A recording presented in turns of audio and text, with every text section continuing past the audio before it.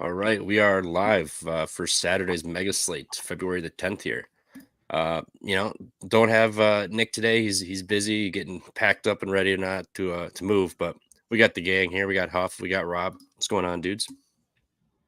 What's up, my mans? Yeah, pumping for the Mega Mania WrestleMania slate that they just load the card with every Saturday. It's the best time, the best day of the week. I'm pumped for it. 3 games last night. They saved them all for today. Ugh. Yeah, and like there was like no scoring last night. I mean, even Nevada, San Diego State went to overtime and they scored 136 combined. That's just kind of how, and then obviously Dayton VCU 47-49. What a Friday. What an exciting Friday. But Saturday we got like 160 whatever games and a lot of good rivalry games and a lot of ways to make money betting, but also a lot of ways to lose money betting. So yeah, I'm excited to jump into this thing. Hell yeah, you are not wrong. There are plenty of ways to lose money, but we are going to be winning some money today. This board Roulette is board. awesome. Mm-hmm. Yes. Mm-hmm. All right. Well, I guess we'll just fucking get into it. Early window, 11 a.m. Anybody have anything in this early one? We got some decent games here. Yep. I go ahead, Rob. You got it. Yeah, the first one that I'm on is, and you guys kind of already know this, but I'm on the fade Brad Brownell train because this guy always fades down the stretch in conference play, and he's coming off the biggest win of their entire season at North Carolina.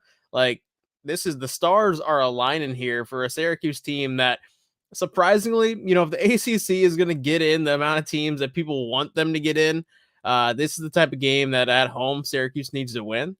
And I do think they're end up going to win this thing outright. I'm seeing 3.5. I've seen 4.5 today. I grabbed it at 2.5. I'm fine with 2.5.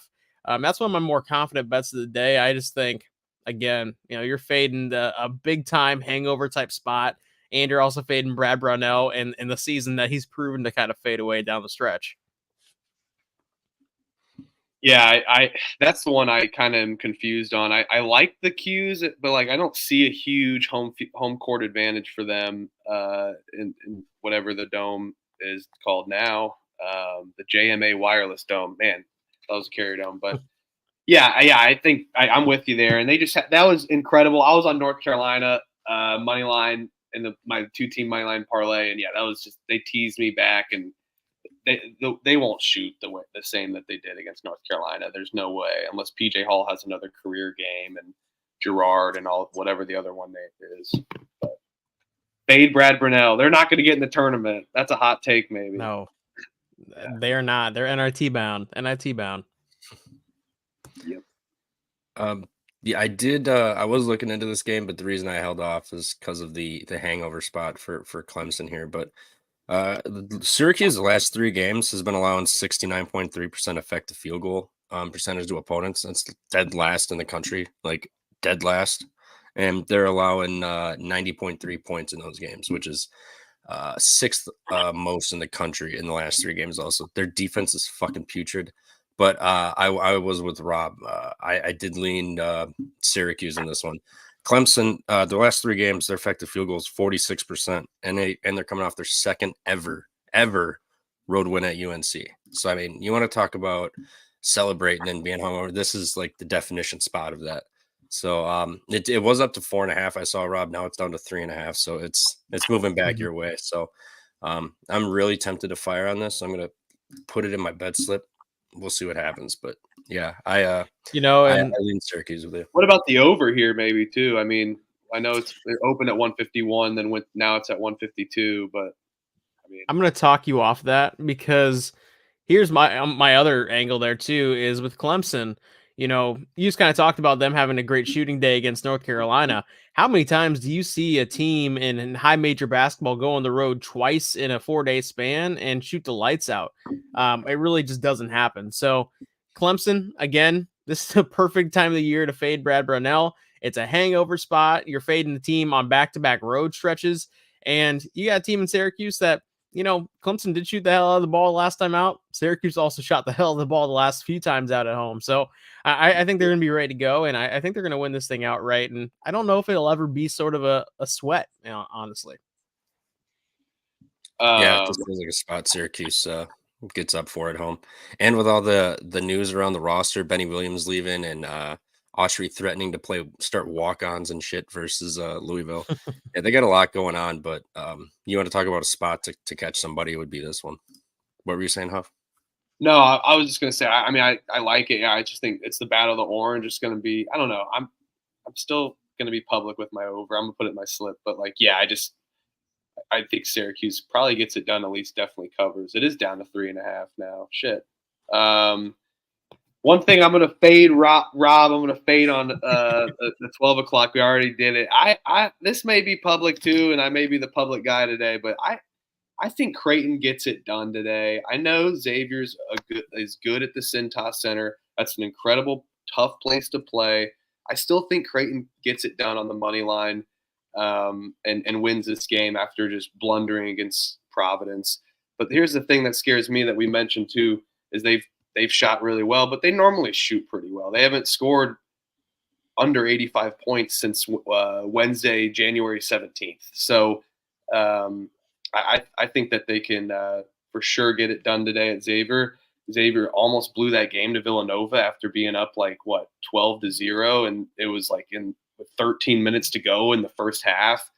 I don't know. I think it'll be a close game, and I'm gonna be sweating and maybe a better live spot. But I have a feeling Creighton gets it done today for some reason. Just like this is the one they have to get it done. If they don't, they're overrated, and they're the most overrated 11 seed or top 20 team I've ever seen. Dude. I mean, they're gonna let me down again. I guarantee it. So take Rob's side. Creighton can win anywhere, and that's something that if you bet on Creighton, you never really have to worry about. The floor it's being played on, unless they're laying an absorbent number, like multiple possessions, or they're kind of in this slight spot, but they can get the job done against anybody in this conference, whether it's at UConn, at St. John's, at Xavier, all the big spots they can play up at. So that's something that's definitely in your corner. Also, I can't remember the last time that Doug McDermott's lost 3 straight games in conference play. And this is the type of line where you're basically picking the winner. That said, if Xavier is going to have a way to even potentially get on the bubble with a run in the Big East tournament, it has to start here in February. And this is what we were kind of talking about before the show, Trevor, where in February, this is where those teams with a 3-game over 500 record or a 4-game over 500 record really need to start glossing that thing up, because you might pick up some wins in Big East play, and that might help you when it gets time for the bubble, but you've got to get there. You've got to gloss up that record, and you got to win games at home against ranked opponents. So this is a game that Xavier just absolutely needs. They've got a great coach. I think this is a spot that they're going to end up winning. Yep. I would be lock battling you, Huff, but I'm leaning with Rob's side here, but I went a different angle for this one. I took Quincy Oliveri over 2.5 threes, minus 105. He's gone over 2.5 in 10 of the 14 home games this year. To start the year, their first 2 home games he didn't hit, so he's gone over in 10 of the last 12, and 9 of the last 10 overall. At home, he's averaging 7.6 3-point attempts per home game, and he's shooting 45% from 3. That's 4th in the country. So he can knock them down. Creighton is elite at guarding the 3-point line, so they're not going to get a ton of shots up, but they are allowing 36% from 3. So if they're going to get up, they're generally high percentage shots.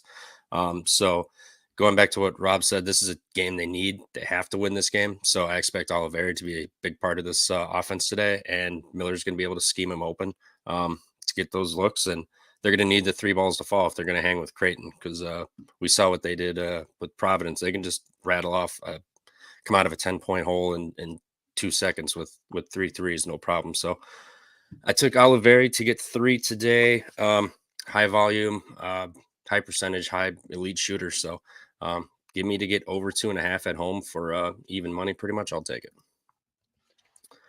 I think that's what scares me about those teams that live and die by the fucking 3, man. It's that, they just, when you don't hit it, you're not making them, and you're off. So that's the scary part about that. But I'm not hopping off. I know this is a scary stat too. Xavier has won their last 9 games, day games in the Cintas Center. So does Creighton spoil that? I don't know. It's a good trend though to point out. So best of luck, guys, but not best of luck. Just kidding. Somebody's gonna win at least out of this game. Yeah, someone's happy. Someone's happy. Yeah. Oh, here we go. We already gave out a winner on the show, one way or another. Ooh. Yeah, we got return to the Mac 83 in the chat's asking, saying no chance Wisconsin drops 4 straight, right?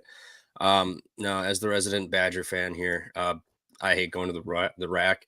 It always scares the shit out of me, but they've won the last 2 games at the rack, so I mean, do with that as you will. And this team is arguably better. Well, not arguably, it is better than the team they had last year and years past. So, I don't like that this line is moving towards Rutgers, which is to be expected. But you can't. I personally can't fade Rutgers at home in the rack. It's just the home court advantage there is top notch in the country. They have superpowers there. They can't. They make shots and guys don't. It's just how it goes at the rack. No matter how much you're ahead, you're probably going to end up losing, or Rutgers is going to make that game close. So Rutgers and the points is how I would play that game, but I am not going to fade my Badges personally. And the line's coming down too, so it's kind of getting a little short here now. Yeah, and what I'll say too, and just kind of even looking over the last 3 games that the Badgers and Scarlet Knights have played at the rack. To your point, we're talking about 4, 5, 6, and 7 point differentials at the end of the game. So when you look at this line of 3.5 or 4.5, depending on where you were able to grab it, or if you're trying to grab it right now, that's a lot of cushion for Rutgers in a game that's decided by a bucket of that number every single time. Because Wisconsin, they not only have to win this game, they have to kind of pull away a little bit at the end and get out of a free throw battle. Because if it is a free throw battle, I don't trust Wisconsin in a free throw battle. Even we saw like Corey Kesman in the Purdue game miss free throws down the stretch, and that's supposed to be their reliable free throw option there. So it's kind of tough. I wouldn't want to lay I wouldn't want to lay points like that at the rack. And I think Rutgers is playing a lot better basketball, so I'm staying away, but I would definitely lean towards taking Rutgers there. Yeah, it's like fade. It's like stick with the system of the home team. Sometimes it works, sometimes it doesn't, but most of the time it works. So it's like, I have to lean Rutgers here. This is a game I definitely stayed away, and we'll be live betting for sure and watching intensely. It's gonna be I think it's gonna be a smack in the mouth type game. This be like, I'm not going to take the under just because it's too low, but I mean, it's going to be like a 59-48 game, or 50, like 59-55 or something like that. It's going to be, I know Wisconsin's been able to score, and they definitely been putting up points, and not the same Wisconsin, and they just had a blunder against Michigan and Purdue. So it's like, I don't want to take the under, but I think it's a smack in the mouth type game with Rutgers. Yep. Rutgers is off that road win too. I don't know. True. There's a lot of things. There's a lot of things that are kind of playing into this number that I don't want anything to do with. Part of it is like, again, Wisconsin losing this many games in a row, but I think this is a point in the season where we need to have an early reevaluation of how good Wisconsin is, because they were steamrolling teams early in Big Ten play, and they also played really well in non-con play as well. And that's just kind of where they would get a little bit too high on them. Are they maybe, instead of a top 10, top 13 type team, are they maybe more like 18-22? Because right now they're catching lines like they are the juggernaut that they were. And I don't know if that's still the case. Yeah. Just to kind of, I guess, put a bow on this, Wisconsin, I probably wasn't as high on them as I should have been coming into the year. I hated the roster. It looked like nothing changed. All they did was add AJ Store.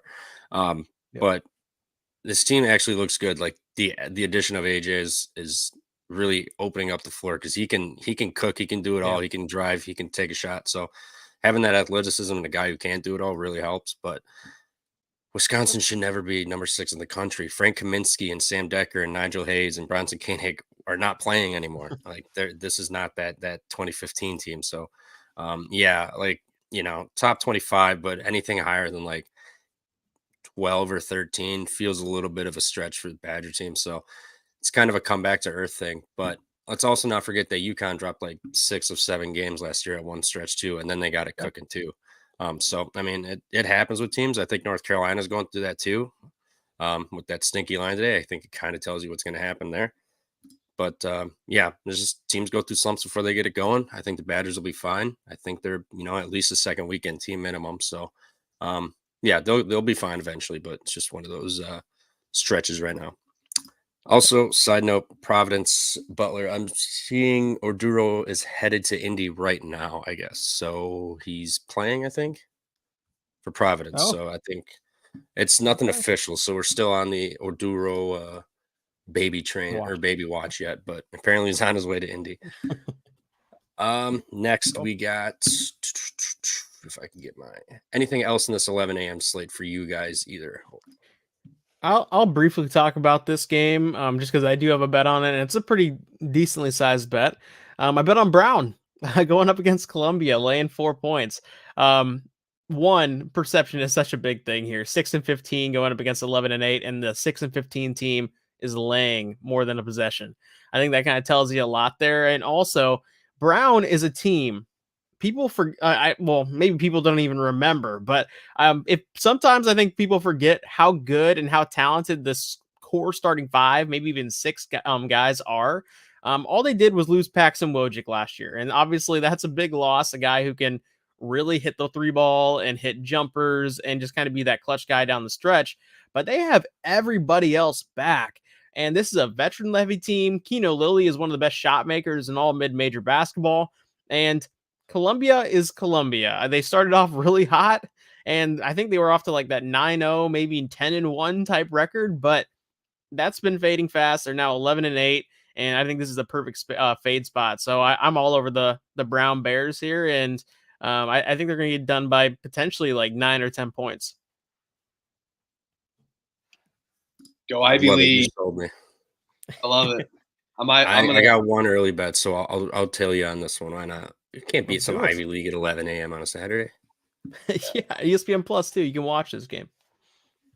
You know, I think I just don't want to bet this game compared to all the other games, but not Brown. But IPFW, I hate laying a lot of points, but you know, only 20 minutes up the road from Indiana Farmers Coliseum. There might be, you know, a guy like bringing in a sandwich and stuff. Maybe a guy like there's like a guy scattered across one row, and then like there's maybe a family, and then like just behind the bench of families, you know, of the players. There's no home advantage. IPFW's been playing good. IUPUI went into Fort Wayne, and did they win? I'm pretty sure. Yeah, I believe 17-point dogs outright. They definitely covered. I know they won. I think they won too. Yeah, I like IPFW today. 11.5 is a lot of points. I think there's a lot of people on it. Hasn't moved too much either, which is telling. But this is a game where IUPUI can be in this game for the first half, and then boom, like we saw with Green Bay and a couple other games, you know, IPFW takes off. But we don't need to talk about that game. That is gross, and no need to continue on IPFW and IUPUI. Yeah, let's go, Elliot. Love it.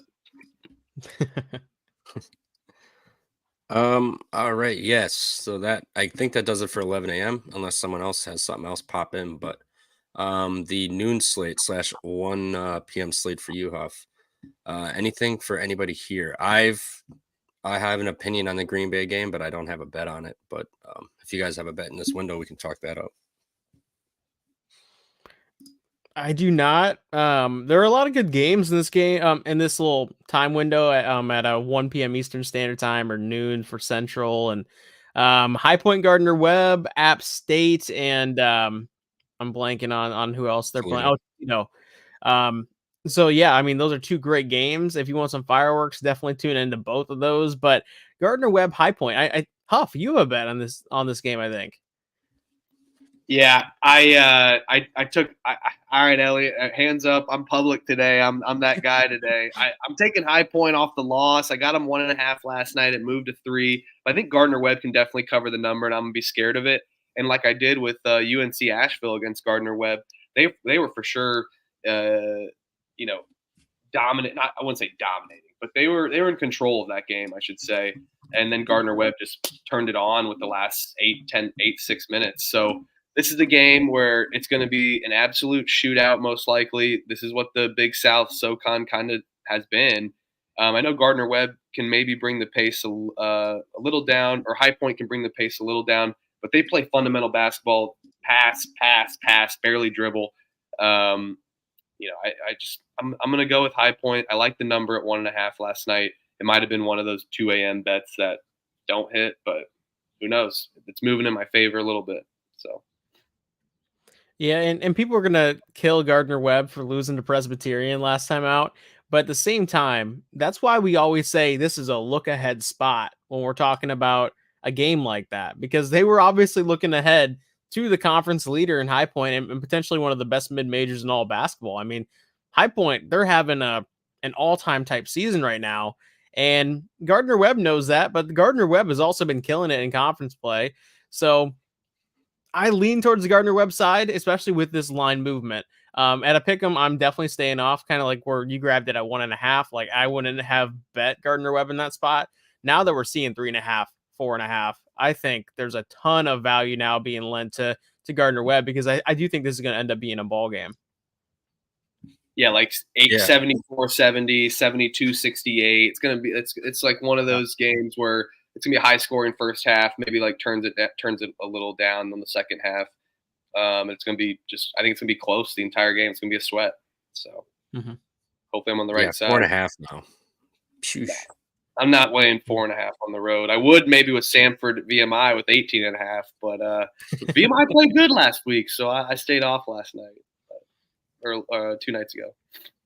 Yep. A couple of things I want to point out in this slate that I haven't bet, but they're in my slip.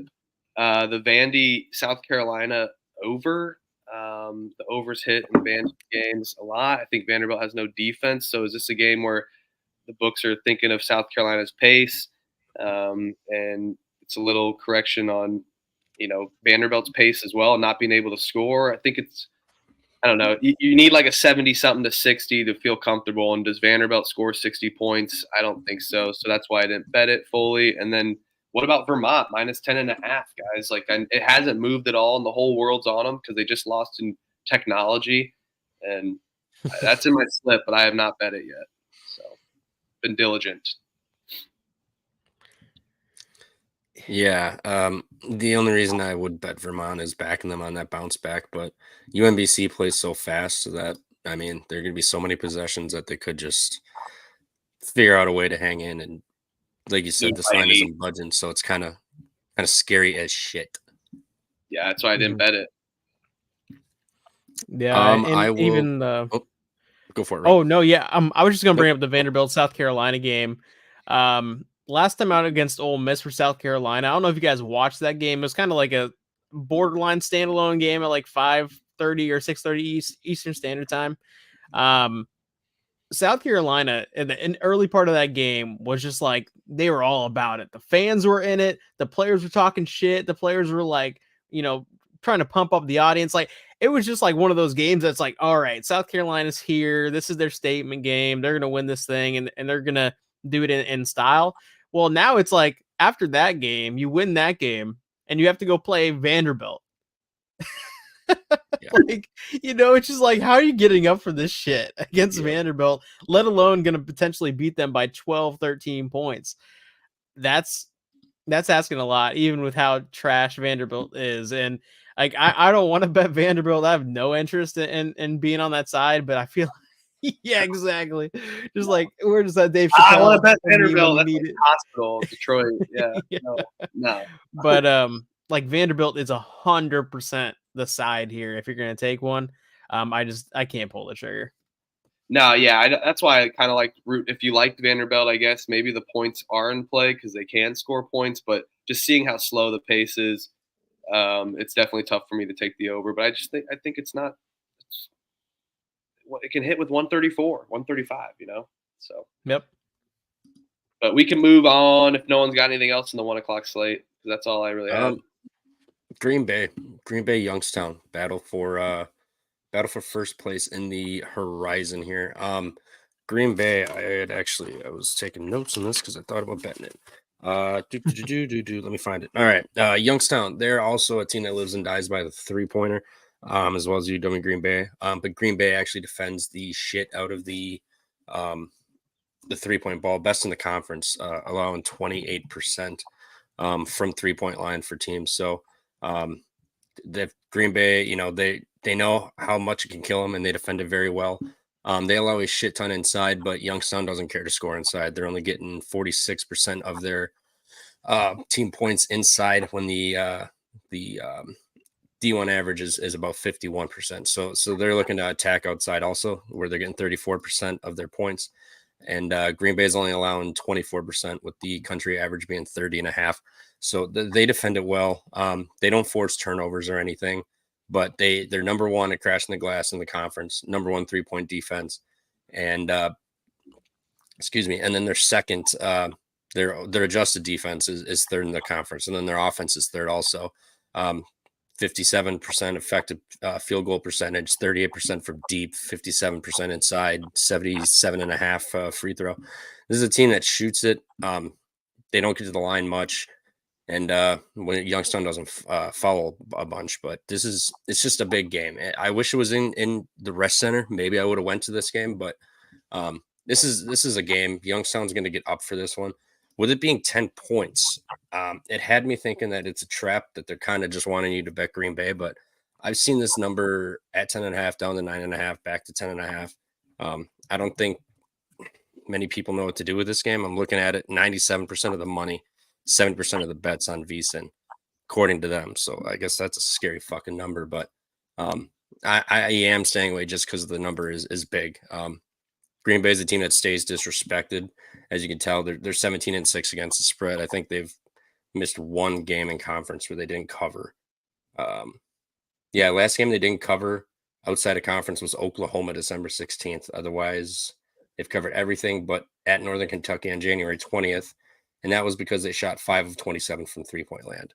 So if their threes aren't falling, they're going to get run out the gym. But Youngstown, 35% allowed. They're allowing teams to get or jack up about average amount of 3-point for the D1. But Green Bay lives and dies. If it's not falling, they're going to get run out the gym. And Youngstown has Gabe Dines, who's 7'3". So they don't have anything inside to combat that. They're not going to be getting as many rebounds. They're not going to keep Youngstown off the second chance points. So if I had to play it, I would probably lean Youngstown just for the Gabe Dines effect. Because, it's going to be tough to just shoot 3 balls for 40 minutes and win a game or hang in. So at some point, the luck will wear out. So I lean Youngstown, but no play. That long-winded rant. No, Noah Reynolds. Noah Reynolds on Youngstown. Yeah, that's what I was about to say. Shit. Noah Reynolds, best player in the fucking floor at all times, too. He's fifth, according to KenPom, he's 15th highest offensive rating player in the country. Make it an All-American. Fuck it. Dude, my theory last year about him. Looks like we lost Rob. My theory with him last year was that when he came to Green Bay, I was like, all right, this guy's just doing this to put gaudy numbers up, and he's going to transfer. What's up, Rob? And then he's going to transfer out to a P5 school.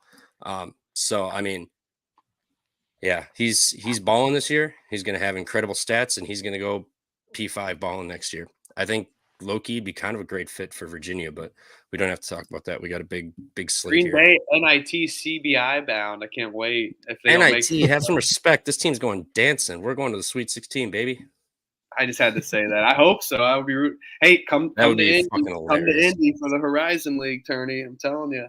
Come down. Yeah, hey, I might. We'll see. $60 session tickets. That's incredible. But we can move on too. There's bangers in the games for actually betting. All right, 1 p.m., 2 p.m. slate. Anybody? It looks like Rob must be having some technical difficulties. Technically, But Huff, Julie, I gotta correct you. Technically, it's 2-1, 2 Eastern, 1 Central. Is how it's my bad. pronounced, dude. No, I mean to confuse the people. I'm just busting your balls. But no, this is one where I love a lot of games, but I feel like I have a lot front loaded and a lot later on too. Mhm. In my slip, I have Indiana State -7.5. This is one where I think that they can cover. UNC Wilmington, I did not like. I didn't like the number after their big win and big second half. And I think I'm going to end up betting Michigan State personally too. And I was deciding between Butler. So those are the games that I don't have any actually locked in yet for 2 p.m. But I was going to on here. And I think I'd feel most confident in Michigan State when it starts. When the Groundhog Day happens, Tom Izzo sees his shadow as well. I know this is a team where it's tough to watch. They blew that game against Minnesota. They're really tough to watch, so it's tough for me to bet them. Like that's why I didn't lock them last night. But I initially liked them. I see a lot of people on them though, and the line really budged from 2 to 3. So there's movement there. And this Illinois team has proven that they're pretty damn good. They just had an overtime win. They win in Ohio State's not a good win. I'm not going to say that it is. But we know what Big Ten road games are like. So I got to lean Michigan State and just be talked into betting it. Michigan State is going to clobber Illinois, dude. Listen, everybody's kind of talking shit about, oh, Michigan State hasn't looked great in Big Ten play. Okay, well, let's break down the losses that they've had in Big Ten play since the turn of the calendar. You know, they've lost by 3 at Illinois. Okay, that's a good loss if there's any kind of good loss.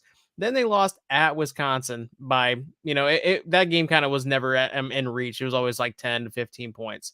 All right, that's whatever. You can chalk that up to, you know, anything.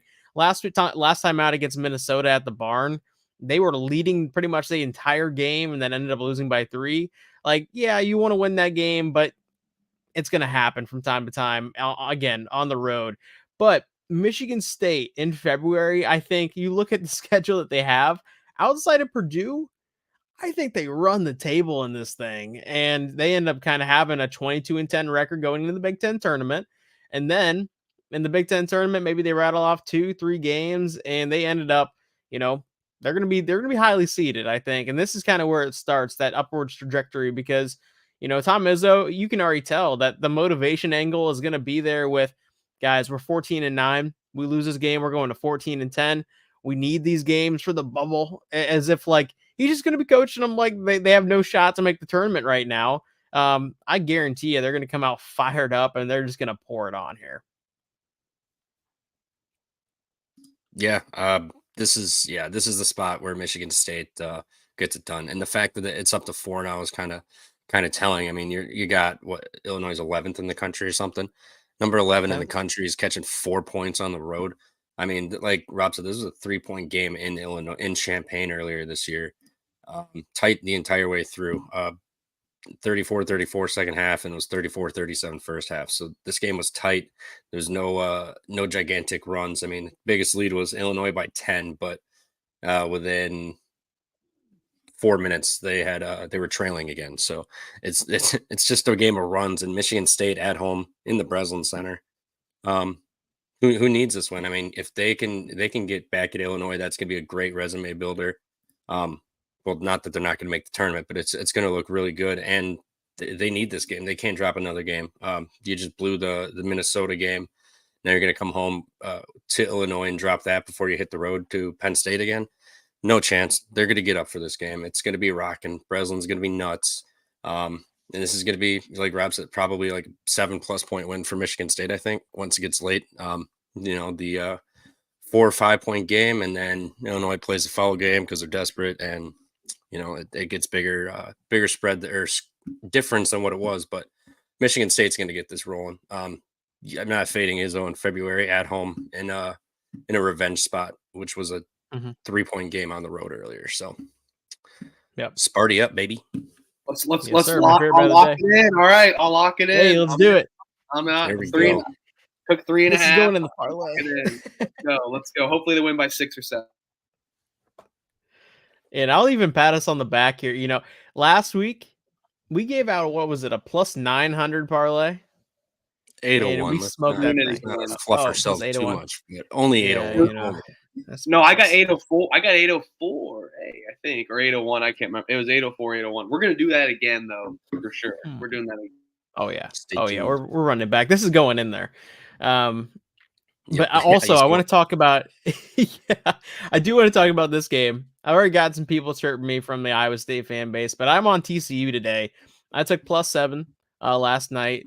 That line, I think, is still right about there. Oh, I guess I'm seeing +8 out there as well. But man, I think TCU, this is just far too many points, and an Iowa State team that, again, I like Iowa State. They make me a lot of money. They perform well at home. They perform well on the road, especially when they're this talented. Like, they're a balanced team as well this year, which is kind of a new rarity for this program. But at the same time, these lines are starting to get a little bit overinflated. I mean, this is still conference play. TCU is still a great team.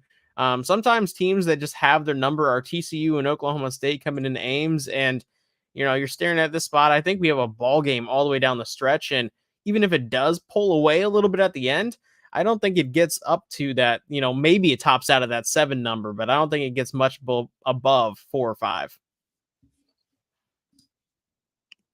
I like it. Yeah. I like it. I didn't bet it, but I'll lean that with you. TCU's been a team that's hurt me and a lot when TCU doesn't die. Them. So, and Jamie Dixon's a good coach, and he can get those boys buzzing. Yeah, I just think this is gonna be a game. If Iowa State's, if it's close, it's gonna continue to be close, and TCU may pull away.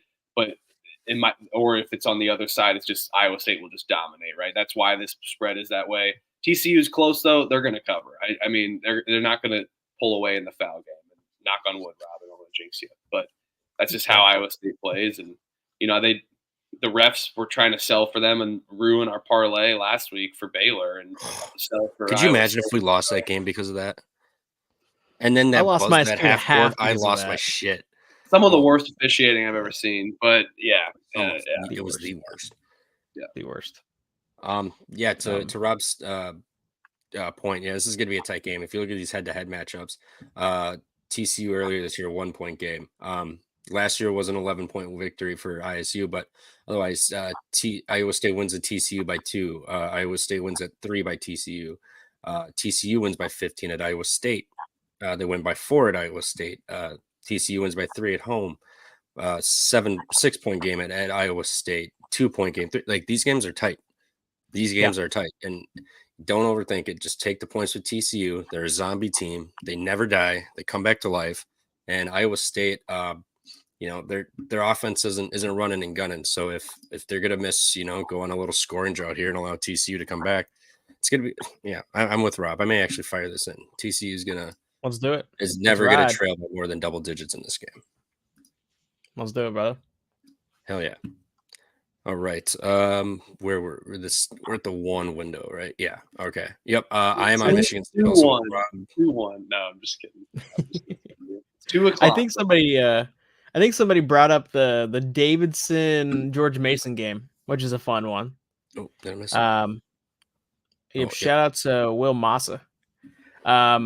Dude, I've been riding Davidson quite a bit. Obviously they lost Skogman, which is a big factor to consider, but they've also played 2 pretty decent games back to back without him. And sometimes you get a little bit of an initial bump when you do lose one of your star guys and need to kind of find ways to win games. Other than that, I'm actually even looking over the last 3. So last time out against Loyola, Duquesne, they won by 13 at Duquesne. Then they got smacked by Loyola, but then they also played VCU tough. So like 3 of those 3 games are against some of the top teams in the A10. George Mason is certainly in that tier, but also I think Davidson's playing a lot better, and I wouldn't be surprised if they win this game. That's kind of how I see this line as kind of being perfect at a pick'em spot. I don't want a piece of it, but I would lean towards Duquesne there, or Davidson rather. Is this a USA Network game, Rob? It is. It is. USA Network game. Nice. Got followed by Monk and Syke and Suits. Yeah, great. in Monday Night Raw. Monk. I think it's telling you to take Davidson. I think a lot of people will take George Mason just because they been playing good, and I wouldn't be afraid of Davidson here at home. They're a well coached team. Take the Staples. Yeah, they're very slow and unathletic, but they will grind you out. A couple leans I had too. And I know I already talked about one. I just locked Michigan State. It's Campbell and Cornell. I kind of like Cornell to cover. I know it's like the same logic with not taking Vermont in our system, right? With UMBC, just because Cornell could force a lot of possessions. I know Yale's a very good team. Yale could be down by 2 at half and then still end up covering this game. And Cornell has really can let me down too, and with how bad their defense is, just because they just play some insane basketball. But I think they can get the cover done.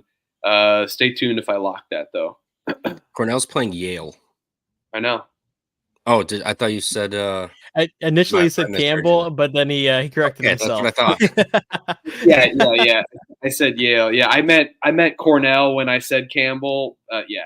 Okay. I was gonna say, are we talking women's ball here real quick or what? Okay. No. But there's some sharp lines there. No, but yeah, I'm not gonna talk about the Camels. Go Camels though. I guess. Sorry, I won't talk about the Camels. I will say Yale is one of my favorite teams coming into the season. So John Pouliakidis, he actually is dating Kylie Feuerbach, who's on the Iowa women's basketball team. So I actually met him this summer. He was a cool guy. He said, and he looked me straight in the eye, and he's been part of some pretty good Yale teams. He said that this Yale team is by far the best that they've ever had.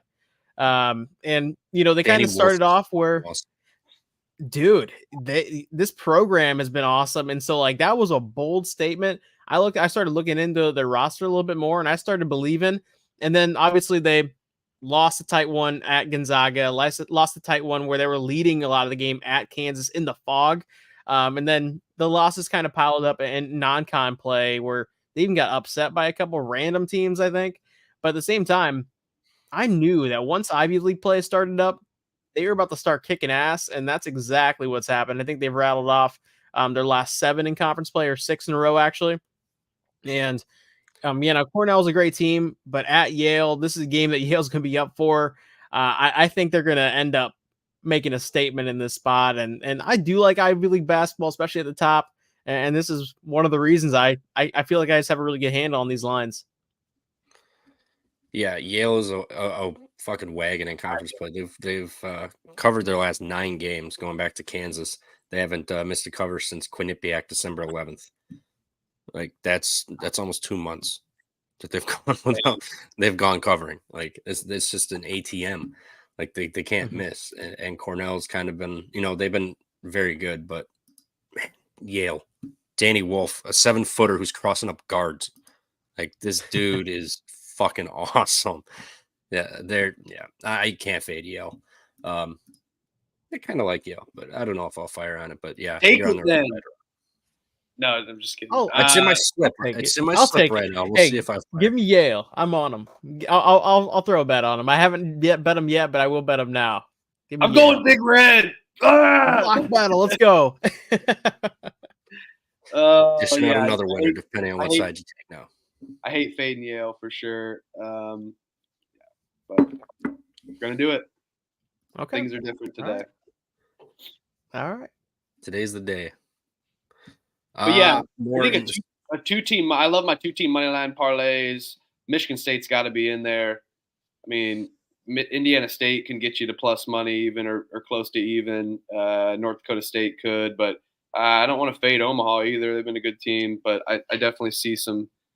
And maybe North Dakota gets the without the state gets into that instead of North Dakota State. So, I'm definitely gonna have a 2-team money line parlay in this 2 p.m. slate. Just gonna figure out which one. Michigan State will be on that though for sure, and in the pump fake parlay and -3.5.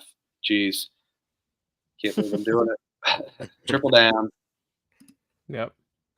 Yeah, and I do see Elliott. Yep. Yeah, and this is a game that I've already even bet. I'm on Hampton. I think they're live in this game, actually. I even took a money line plus 610. You can even get better value than that, I'm guessing, if the line's moved up to plus 13. And Plus 13 is just public steam and like just kind of playing into the amount of volume on that side for UNC Wilmington. But Hampton has been playing some pretty darn good ball. Don't look now. These boys have the shittiest record and have looked awful for a good portion of the season, but beware of February when teams start to figure it out that are just randomly figuring it out. Last year we had kind of like that Robert Morris run where they were like a single digit winner with like 10 games under 500 and then they rattled off 4 of 5 against the Horizon League's best. Well, Hampton's kind of doing something similar, I think, right now, and they just beat Howard last time out. I think this is going to be a tight ball game, and plus 12, plus 12 and a half, plus 13. Get that shit out of here. Hampton's covering this shit and potentially winning this outright. Go Pirates. Let's go. Pirates. Is that's their mascot, right? Yeah. Hampton Pirates. Oh. They've been getting up for CAA play though, man. The couple of these games, dude. So yeah, total letdown for sure. I think they definitely covered the number. Yeah. And especially with UNC Wilmington coming off of a drilling of Drexel, and they're only laying 12 and a half. Like this line, I feel like also is pretty telling. Hampton's 5-19. UNC Wilmington has just won last time out by 19 points against one of the best teams in the CAA, and they're on a streak of right now winning 4 of their last 5. Like, yeah, give me Hampton. This feels like such a telling line, and again, Hampton's been playing teams tight. Last time out against Hofstra, 4-point game. Game before that, they beat Howard, a decent Howard team. So, yeah, I'm all over the Pirates here. I like it. They were in that Charleston game, to your point, man. They were in that Charleston game pretty much until some point in the second half. Yeah, but they were in that Charleston game. So, but it wasn't like, Charleston just came out hot the second half. It looks like. So, 63 points in the second half. Holy shit! Anything else in the 2 o'clock, 2:30 window before we move to the 3-2 Central window? Auburn is at the Swamp catching points. Laying points, or -2. Rob, I know you have something on this. I was really looking to locking Florida in this one. Auburn, I watched the post game. For some reason, I watched the post game with Bruce Pearl and the announcers were talking. Auburn had that game circled, and they were looking forward to that. It was payback for the Iron Bowl, he said, and they lost to him a week or 2 prior. So they had this game circled, and he emphasized how much it meant and that it was a huge payback for the football team. That it was at Auburn. Like, kind of scared me how much they were circling that game and looking forward to it. And now you're going to hit the road to Florida, who is, they've been feisty. They've caught teams this year, so I feel like it's a good spot for Florida. I mean, Auburn laying 2 after they just dismantled Alabama. No, it's just Florida. Big deal. People have this perception that Snow White is a bad coach, which to each their own. But they can hoop this year. They've been solid. So I think at home at 2:30 in the afternoon, ranked opponent coming in, only laying 2 points. Kind of tell me that Florida is the side here. Chomp. Yeah, I've got a sizable bet on Florida, and right now their resume is literally clinging to an overtime win at Kentucky. Other than that, I mean, who else is there? They have wins over Mississippi State, which is respectable. Win on a neutral floor against Richmond, and then they beat Florida State, and that's it. I mean, they need this bad, because if they drop to 15-8, I mean, this team is looking on the outside of the bubble with even a glossy record at that point. And the rest of the way, they've got Alabama, they've got at South Carolina, and then they got Alabama actually twice. But then they have Vanderbilt in there twice. They have Georgia, LSU, Missouri. Like, these aren't teams that are going to pad your resume. This is the game that you need to win to pad your resume. Otherwise, you're going to need to run in the SEC tournament, kind of like those Buzz Williams Texas A&M teams that got left out of the field to play in years past in the last 5 years. So Florida up against it. This is a big time, golden spot, and he needs this game. But at the same time, he's dropped a lot of these games over the years. I'm going to try to believe in Florida here, just because I think they have the guard play. I think they're well balanced, but yeah, I mean, I'm a little scared. Same time, I think they have to get this thing done. Yeah, this is an ultimate need. Todd Golden, can he drink a beer tonight legally? That was the funniest thing I've ever heard in my life. Shout out TC, but yeah, he's looked younger than all of us. But yeah, I like Florida here. I think this might be one of our, if we want to make it the squad ride, PFP as well. I think they definitely cover the number. It's going to be a shootout. Swamp's a tough place to play, and you're right to your point, Rob. They have to get this win today against pretty much virtually a top 10 team. I know they're 12th, but that's a top 10 in my eyes, and a big win. And and Auburn's definitely probably the best team in the SEC outside of maybe Kentucky. You can argue both, maybe, but they've won 3 games in a row after losing to 2 in Alabama and Mississippi State. So I think they're destined to lose. And are they looking ahead to their next 2 games? Is South Carolina, Kentucky? I wouldn't say that maybe South Carolina, but I just think Auburn also has to maybe win this game too, because they're going to lose one of those games. They're both at home, so maybe not lose. Yeah, let's go Florida. We're locking in Florida. I'm talking myself off the ledge here. But I foresee Auburn losing maybe 2 out of 3 of these next games. If they lose one at home against Kentucky, maybe next Saturday, we'll see. Kentucky needs to play some fucking defense. So. Yep, Yeah. I'm right there with you. Let's lock up Florida. Yeah, I might just like it. It was staring at me. I knew it was the play, but you guys twisted my arm. Let's ride. Let's do it. And yes, again, going back to this Providence game, I agree with Clark. I think Aduro showing up as late's gonna hurt him, especially after he had 34 last game. Like, he was unconscious last game, him and Devin Carter, and now he's gonna show up late, and he's got his wife potentially having a going into labor on his mind. I think he's probably gonna have a little bit of an off game. But I'm sick of betting Butler. They've burnt me far too many times, so I'll sit back and watch them cover versus be fucking pissed when they foul down 4 late and they lose by 6. So that's just my stance on it. But anything else in this other window? We're gonna move to the next one where I have a filthy play, but it's gonna hit. Let's see the filthy. All right, let's do the. We are going to Bakersfield, California. We've got Fullerton is catching 2 points at Bakersfield now. So this was -1.5 last night. I didn't bet it. It was -1 this morning. Now it's back. Now it's up to 2. Now this line just kind of makes 0 sense. The last time these two played earlier this year, it was I believe it was a 4-point line for Fullerton favored. Fullerton was favored by 4. Ended up with a total of 128.5. Ended up 68-50. Fullerton routed them, stayed under by 10. Bakersfield opens up as a favorite now. The total is the same, 128.5.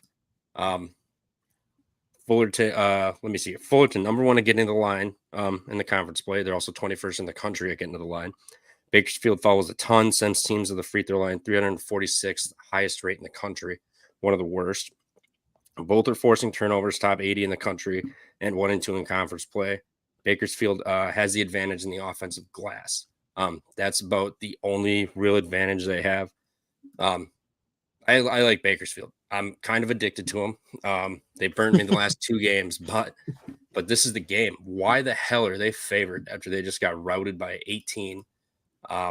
They lost to Riverside, which they were in that game. Lost at home to Santa Barbara and didn't cover.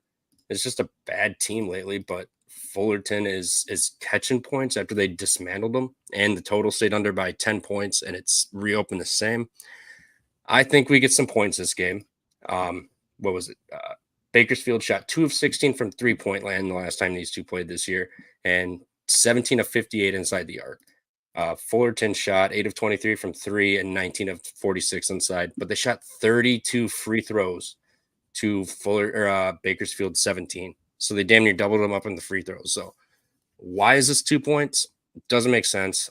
I'm on Bakersfield. If they burn me this time, I'm done. I'm done.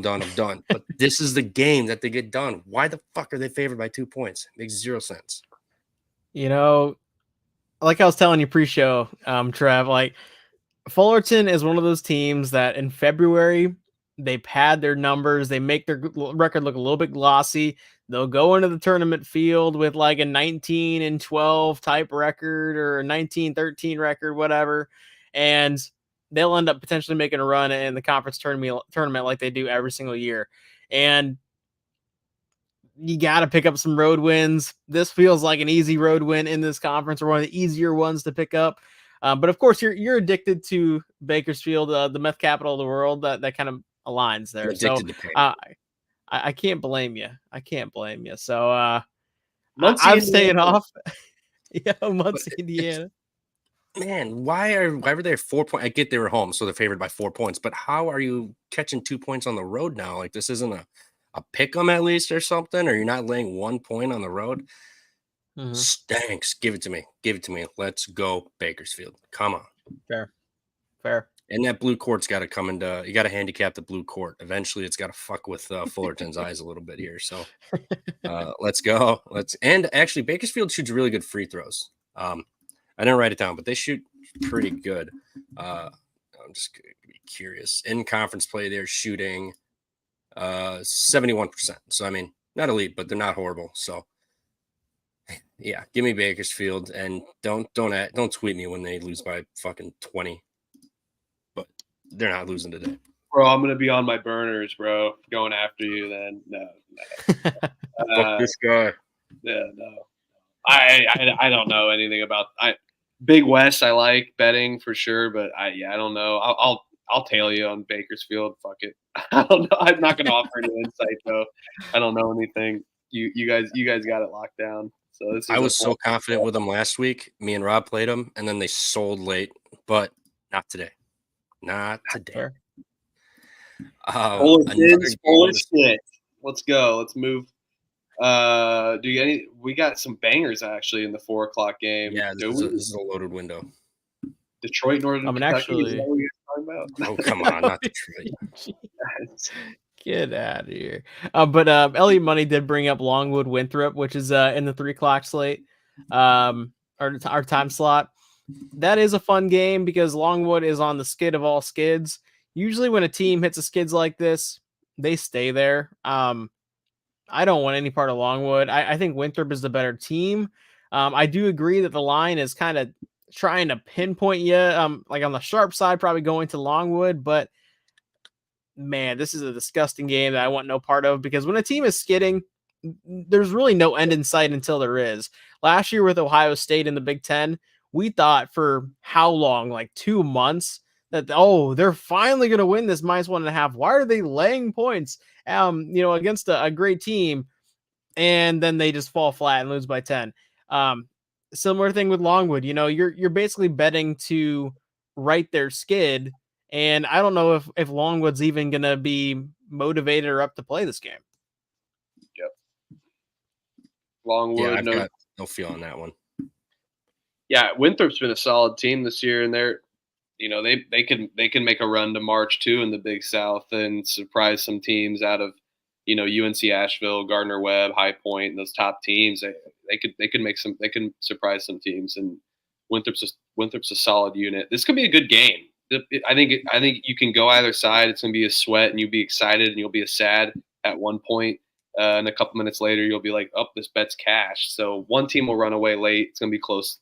Hopefully, I think the entire game. But I'd lean Winthrop there too on the road, actually. Yeah, I'm with you.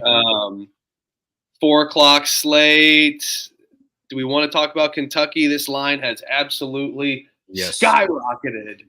3.5 to 6.5. It's unbelievable. You got 3.5 last night. I'm seeing 4.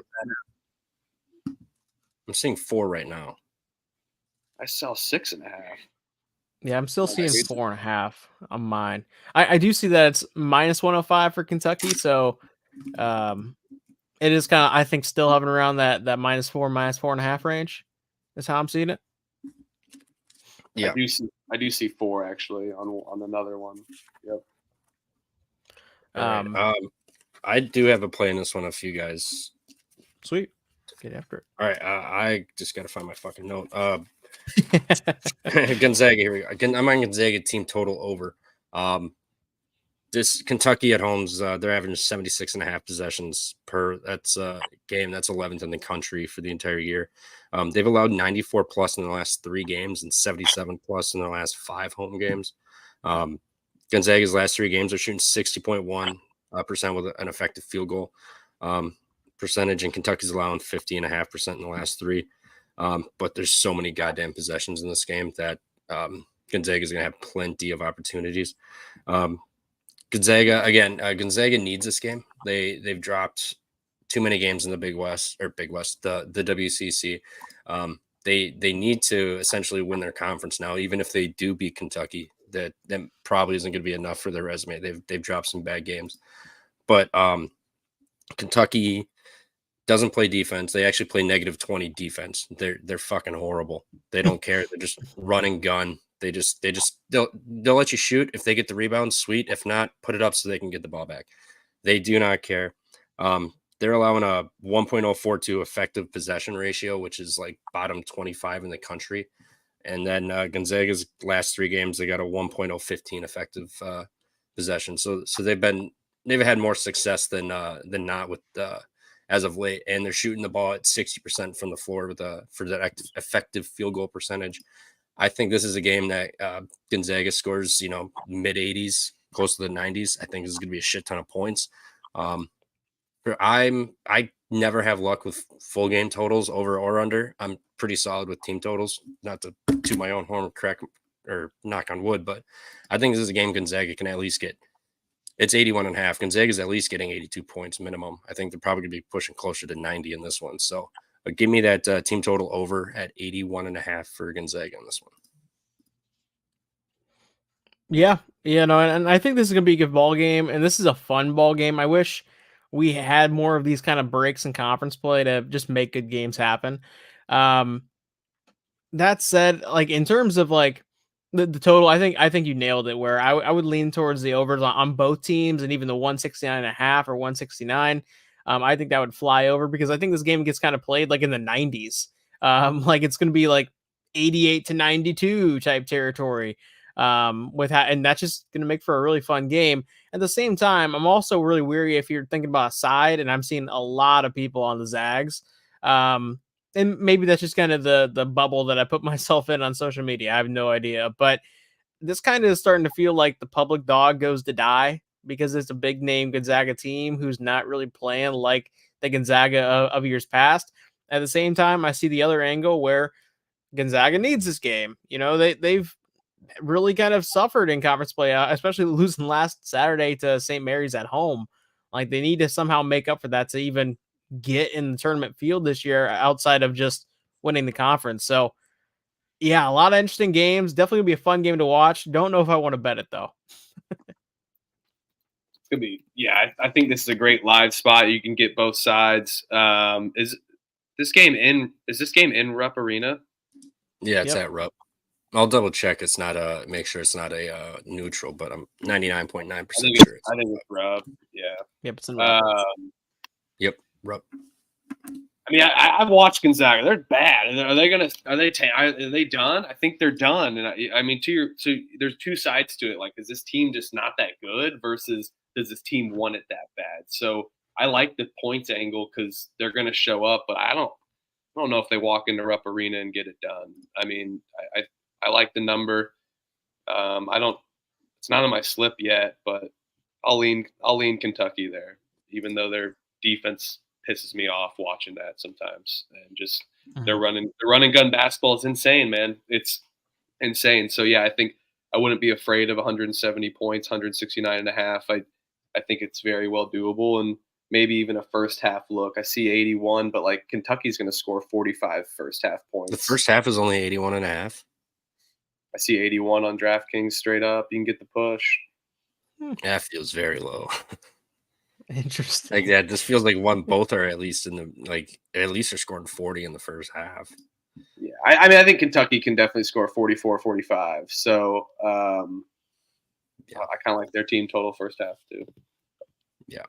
Yeah, and like Rob said, if you want to get spicy, if you don't want to throw a shit ton on one play, go both team totals over in the full game over. Why not? Like, Yeah. I don't see where the defense is getting played in this one, to be honest. And Kentucky's offense is fucking awesome. So it's going to be point fest in this one. Mm-hmm. I just lost my spot. Anyone? What else you guys got in this window? I know it's a massive window. Houston, Cincinnati's in here. Maryland, Ohio State. Not that I'm comparing that game to be huge, but I mean, yeah, I think we should at least talk about just the caliber of games we have in this window. So Houston, Cincinnati. Houston's laying a short number against Cincinnati, and Cincinnati is a scrappy team. This is the best Cincinnati team since the Mick Cronin era, in my opinion. And also, like, they've taken it to Kansas already. They're at home. They're going to be a team that's on the bubble too. So I think this is a big time play up spot. At the same time, Houston, they're getting shit talked about how they perform on the road. I think that might kind of start seeping into their mental and be like, all right, let's just make a statement and win out, destroy this game. And they certainly could. I was so torn on where I saw this line open up at that I stayed away. But man, what do you guys have any thoughts on this one? Yeah, I can't fade Houston just because I don't have Cincinnati by any means, but or Houston, but yet that is. I just Houston's been my team. I love betting them. I love betting them every game. I mean, hell, I bet them against Oklahoma State and laid 20.5 points, which is against my morale, like laying that many points. But they were in that. Kelvin Sampson gets a tech late or kind of midway through the second half, a little past the 10-minute mark. And then they were up like 26-27 with 4 to go. And then Oklahoma State got hot and they only won by 17. So that's a lot of points. It's dumb. I wasn't afraid of that number. There wasn't as many games on, or that was a Tuesday, so there was games on, but not as many games as today. So I'm scared of it. I think Houston can get lower than 5.5 in the live spot. If you like Houston, I think this is going to be a close game. I wouldn't be afraid of Cincinnati either, but I'm not going to fade Houston in the number 4 team. They're a well-oiled machine. Cryer, Snead, these guys are unbelievable. I saw some stat on them. When they're on the floor, it's like an insane percentage jump or whatever of what this team does. And they're mainly on the floor the entire night, but when they're on the floor together, it's just an insane percentage jump for the two. But Cincinnati's a good team, home team. Hate doing it, so might be a live spot for me in taking Houston live, but I don't know. I can't give a read on it. Yeah, Cincinnati's been tough as shit this year. They've played everybody tough, and I know there's that fun stat floating around that I think I don't know if it happened last game or not, but Big 12 teams that have played Cincinnati are 0-8 straight up right after. Like, just it's the physicality. It did happen, so it's 0-9. Okay, yeah. So physicality. Yeah. Who did Cincy play last? They played Texas Tech. So do with that information as you guys wish. Head to head, Houston's dominated. They play every year too, so this isn't like a fresh new matchup. Like, these two teams play, and Houston has fairly played pretty damn well, and they won by 21 last. What was that? 19. My math's bad. 6, 13. Was that 13, 17, 22? Like, Houston handles them. Like, this isn't going to be a new matchup, but Cincinnati has been incredibly feisty this year. 3 of their last 4 games have been on the road. They went 1-2 in those. They lost by 4 at West Virginia, and then they lost by 5 at Kentucky, Kansas. I think this is a good spot for them to come home and play tough as shit. But with the history of this matchup, I gotta lean Houston just because of how much they've dominated. There's been one game where Cincy played them tight. Otherwise, it's been fairly close shut case that Houston dominates these guys. So, like Rob said, they're kind of in need of a road win. They've beaten Texas, Baylor. Otherwise, they've lost 3 of their road trips in Big 12. So, if they want to hang in and contend with Kansas to win this conference, they need this game. They can't drop this game. So, I think it's a good spot for them, but I don't want to bet it. What I will say, though, and kind of harkening back to this point, I see it brought up in the chat with Clark bringing up, that was John Brannon era Cincy, and I agree. Like, this is the best team since the Mick Cronin era at Cincinnati, and I think like you kind of got to throw out like recency bias out the window. And even Wes Miller, man, this is a guy that, when he was at UNCG, we love those teams. And now he's in, I think this is either year 2 or year 3 with Cincinnati. This is kind of the point where it's kind of a launching pad. And I think they've impressed. I think they've done everything. And this is kind of the moment that solidifies that they're going in the right direction. So, year 3, that's even perfect. So this is the type of game that they need to win to show that the page is turning, right? And so if you're going to bet this game, maybe just don't even get over invested and bet +5.5, +5 or 5.5.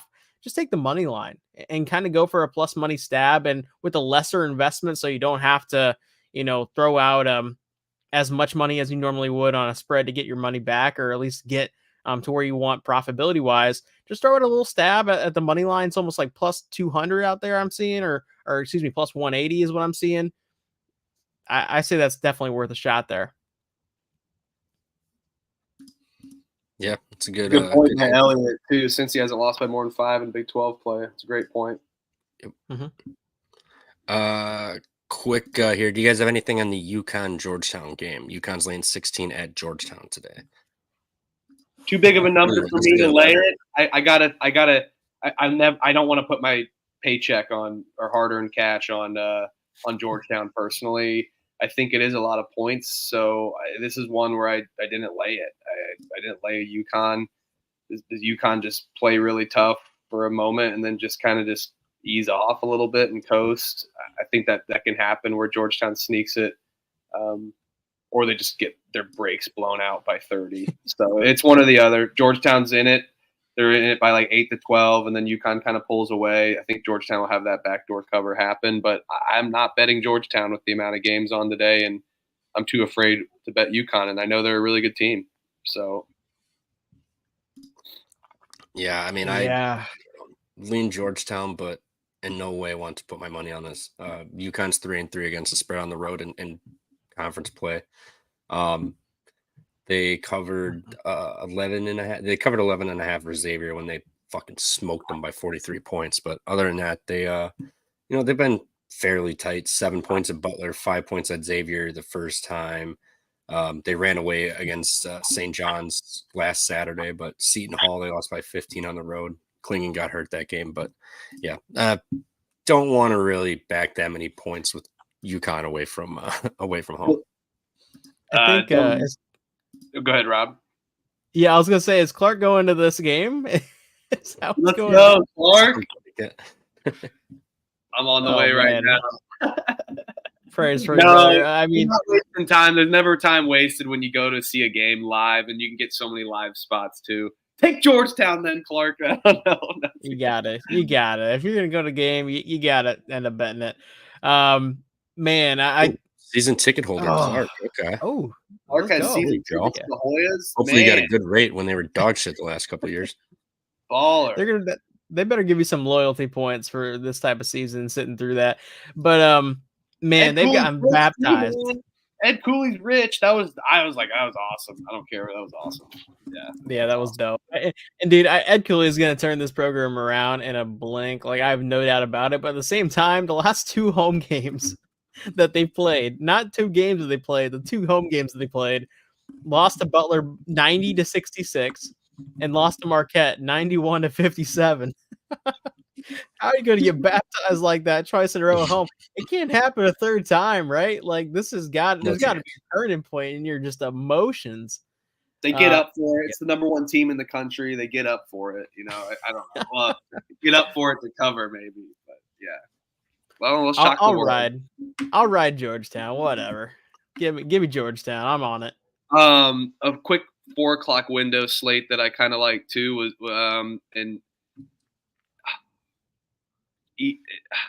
I'm deciding between ECU and Belmont. I like Belmont the most. I think Belmont's a disgusting team, and we have not seen. This is not your Belmont that sneaks in as a 12 to 14 seed in the tournament that we've known and loved over the past decade or so. Right? This is a team that can't shoot the ball as much as they do, and they still run that high octane offense, top 50 pace in the country. Do they shoot the ball well, or do they not shoot the ball well? They're really Jekyll and Hyde with that. Consistently on average, they're a top 100 team on the 3-point field goal percentage, but some nights they just don't show up. But Valpo stinks. The formerly Crusaders, now Beacons, they stink. They lost by 40, lost to Evansville, lost by 11 to Drake, 11 to, which is a cover. They lost by 11 to Missouri State. But the 5 losses in a row kind of scare me for how Belmont has played in the most recent time. But I think they can get it done. Valpo stinks. Yeah. Want no part of Valpo. Game I'm really looking at a dog. Maryland is at Ohio State. Why in the fuck is Ohio State laying points? I get they're at home, but why? We just watched them blow 18-point lead to Indiana. That was the lean for IU and taking points against, and IU's not that good, I know, but either is Maryland in my opinion. Jameer Young's a baller, but I would say Maryland's a better of the 3, although IU smacked Maryland at home. This is the team where you're like, oh, Ohio State's covering this game all the time, and then they just fizz out. Is this team not so silently quitting on Chris Holtmann for the amount of talent they have on paper? I think they have, like, when you look on paper, they're a good team. Bruce Horton, Roddy Gale, battle, I guess. But this team just fizzes out too much, and I can't put money on Ohio State right now. I can't. And I'm not going to do it on Maryland. This is a stay away spot for me, but this is one I think Ohio State, you're going to think they're going to cover for the majority of the game, and then they just fizz out at the end, maybe like we saw against IU and Michigan. Yeah, maybe a first half play with Ohio State if you want to play them, just because they're going to come up maybe a little energized from blowing that game. But I don't trust Ohio State with fucking shit. They've lost 5 in a row. That angle, since they've lost 5 in a row, but they're not good. They're not good. If you blow an 18-point home lead to Indiana, you are the definition of not good. It was 12. It was like 10 points with like 4 to 5 to go, like 6 to go, and then it got to 7 with like 3 to go still, and they still won. Anthony Leal, for Pete's sakes. And I'll say, man, like this is exactly what's happening. This is exactly what's happening right now that happened last year, where they're laying like 2.5, 3.5 every single home game, where they're hitting the skids, and just kind of harkening back to like how I talked about Longwood. Like I don't want a part of this game, but at the same time, like I feel like the line is probably indicating an Ohio State cover. At the same time, just I don't want anything to do with these types of teams anymore, man. Like I'm not going to be the person that just all of a sudden handicaps the team into riding the ship. Like I don't want to be part of that. Let me know when they get straight, and then maybe I'll consider betting them. No value at Value City Arena. You were waiting on that one. And this shit, I just had another game in this window. Anybody have anything for UNC Miami? I've got nothing. I don't want to touch North Carolina. They're kind of in a little slump right now, and this line feels extremely short for a team coming off a home loss, going to play a perception-wise bad Miami team. I would lean Miami in this one, but I'm not playing this. I don't know if you guys have any insight or plays on this one. I think you nailed it. I think you got to take Miami if you're taking a side here, but at the same time, the stars are aligning that I don't want to be betting against North Carolina right now. This is tough. And this opened at plus 5.5, and then it just like plummeted like within an hour of open. So I'm still thinking Miami probably pulls out an outright winner here, but it also could just be a disaster, like a 12-point loss for the Canes. So I'm off it. Yeah, I feel like if you're going to play Miami or Maryland or any of these other teams, just play the money line. Because if they're going to cover that short number, they're probably going to win the game. So you might as well just get some plus money out of that. But yeah, I've got no feel other than the line is short. Feels like you should be taking Miami. Feels like it's what it's telling you. They're begging for UNC money. Is Poplar playing too? I think he's expected to play. I saw that last night. Yep. Haven't seen. He said the ACC runs through me. I mean, you got to hold true. You got to get it done today. Not saying Miami has any shot to win the ACC this year, but I mean, he needs to prove it out. I mean, at Syracuse, they could get the job done there. Then Virginia Tech at home, that's a win. And then they got to go to Virginia. I mean, so yeah, they could be 18-7, 19-7 here soon. And so I think they need to get this job done. And North Carolina wins it. I might be public there, but I also don't want to take it because it's telling you to take Miami. I know this game. I know this too well. Reading the lines, and I don't know it too well. I'm sorry, I shouldn't say that. I'm sounding pompous, but as Rob and Trevor said, like you see a short number like that, it's worth taking the dog. And I don't know.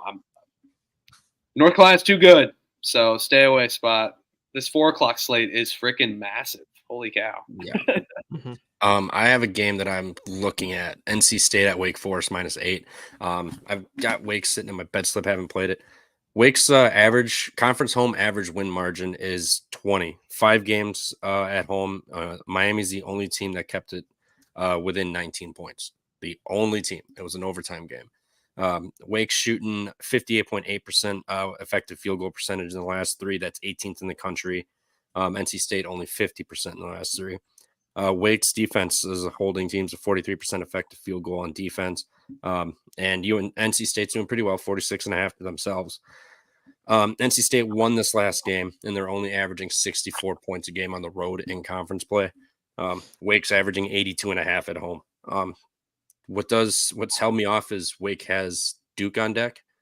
So I'm not sure how, obviously they'll get up for this game to an extent, but it's NC State. It's a revenge game. I think they'll be up for this. -8 I like, or potentially the team total over, which is 79.5. So I mean, I'd probably lean -8 before that, just because NC State's defense is fairly respectable, but just Wake Forest at home is an absolute wagon, and I think Miami's better than NC State personally.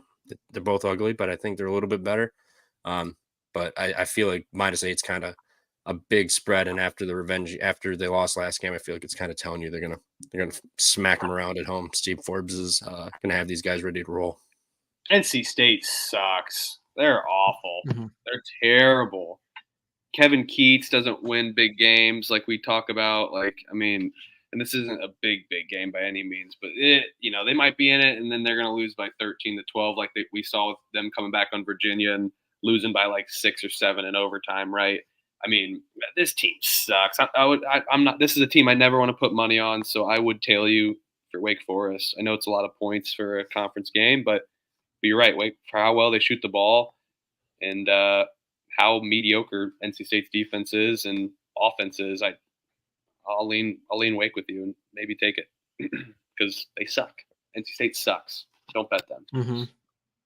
Yeah, and like NC State, we've seen them kind of get gassed and have to kind of switch their lineups over and in the past against teams that kind of push the pace. And Wake Forest at home is going to be pushing the pace. There's going to be a lot of jumpers, a lot of long rebounds that need to be grabbed.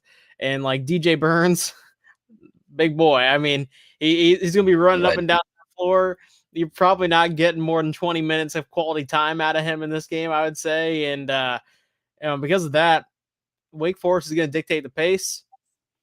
And when they dictate the pace at home, like Trevor's been saying, they clobber teams. So I want no part of NC State. Wake Forest was a near bet for me. And you might have talked me into taking a shot at the Deacons here. The Deacons. Yeah. When I verbally say this versus my notes that I do at midnight, 1 a.m. when I'm looking at these the entire slate. You verbally say it sounds a lot better. I mean, shit, they're fucking up teams at home, and NC State did beat them last time. So I mean, this is a pride game. I get you have Duke on deck on Monday, but come on, you can't lose again. You got to fuck these guys up. Maybe a first half for Wake. Who knows? Just jumping out early because they do have Duke on deck, which is the sole reason I have not fired on this game yet. It's still sitting at 8-2, so interesting spot. Yeah, Team Cat said, maybe we put Wake in a money line parlay. Wouldn't be bad. What is that? It's probably got to be a -360. It's getting a little steep, but it's a good spot if you need an extra leg. There's no chance Wake Forest loses to NC State today. Oh, knock on wood. Don't be Yeah, going. shit. Yeah, sure. Knock on wood. I knocked on wood for you guys, so you guys are good. Yep. Anything else in this window for you guys? I'm kind of seeing some mid-major action finishing off the 3 o'clock window. I think we can come back to this if we got some time, because there's a ton of games in this Yeah. little window here. But That I did see, yeah, and I did see. Let me scroll back up here. Will Massa was asking about Wazoo, Oregon. So let's talk Mhm. about Wazoo, Oregon. I know that you guys had some thoughts about this in the pre-show. Oregon, man, again, this is the disgusting court. This should be banned. If you think this court is aesthetically pleasing, I worry about you. But at the same time, like Dana Altman in February, this is a tough time of the year to fade Oregon, and somehow with how this team is playing, they will find their way to get in the NCAA tournament this year. Is my kind of thoughts on that side. Wazoo, though, another team that, man, they are playing some really great basketball as of late. It's in a lot of road spots for them as of late too. So it's like, are they running on gas? Are they just kind of getting settled into this road stretch? A lot of different angles you can take here. I'm leaning towards Wazoo, but I really don't have a game that I love there.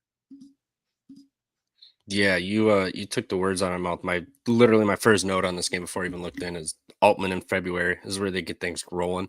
So it's kind of scary. But I do like the fact that it's a short spread and Wazoo is kind of on a fuck you tour to Pac-12 teams. They're leaving and getting left behind.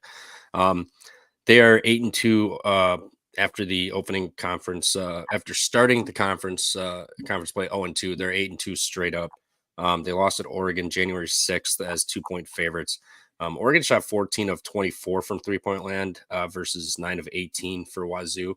And that was within a 6 or 7-point game, I believe. I don't have it in front of my face, but Wazoo's best in the conference at chasing teams off the 3-point line. And they already got burned by Oregon's 3-point shooting. So I think they're going to have a little bit different scheme here, different rotations to not allow Oregon to jack up threes and kill them that way again.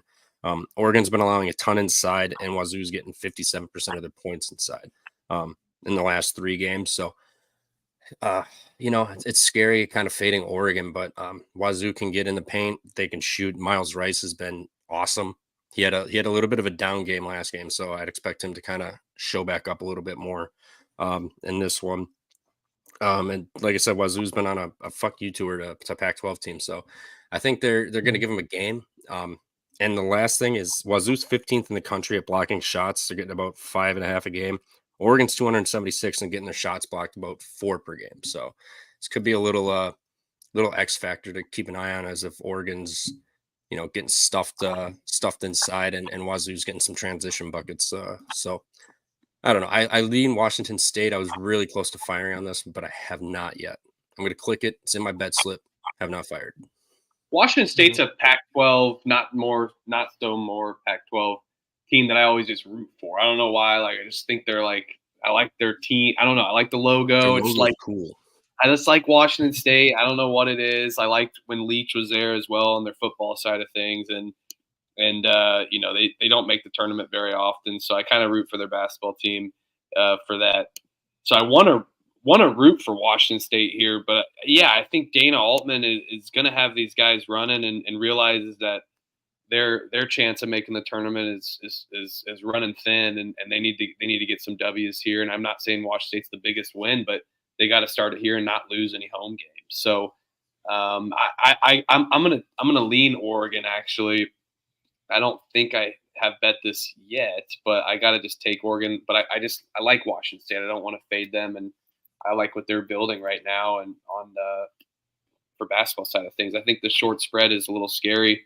I think Washington State can easily cover. It's going to be a close game, so I don't think you get an edge as much on pre-flop as people think. But I guess I'll lean Oregon at court. Dana Altman. I think Washington State's the better, yes, very garbage court, Will. I think Washington State's kind of the better team. I will say, too, I'm just kind of taking a look at a little bit deeper into this game, because when this line comes out, there's just certain games that I'm like, I'm not really going to entertain that. I already know these teams at least decently well enough and how they're playing as of late that that's just a game I don't want a part of. Well, now I'm kind of looking into Oregon's schedule down the stretch. Y'all, they play after this game, Oregon State, Stanford, Cal, and then Oregon State again. This is like the last resume building win outside of at Arizona, which good luck.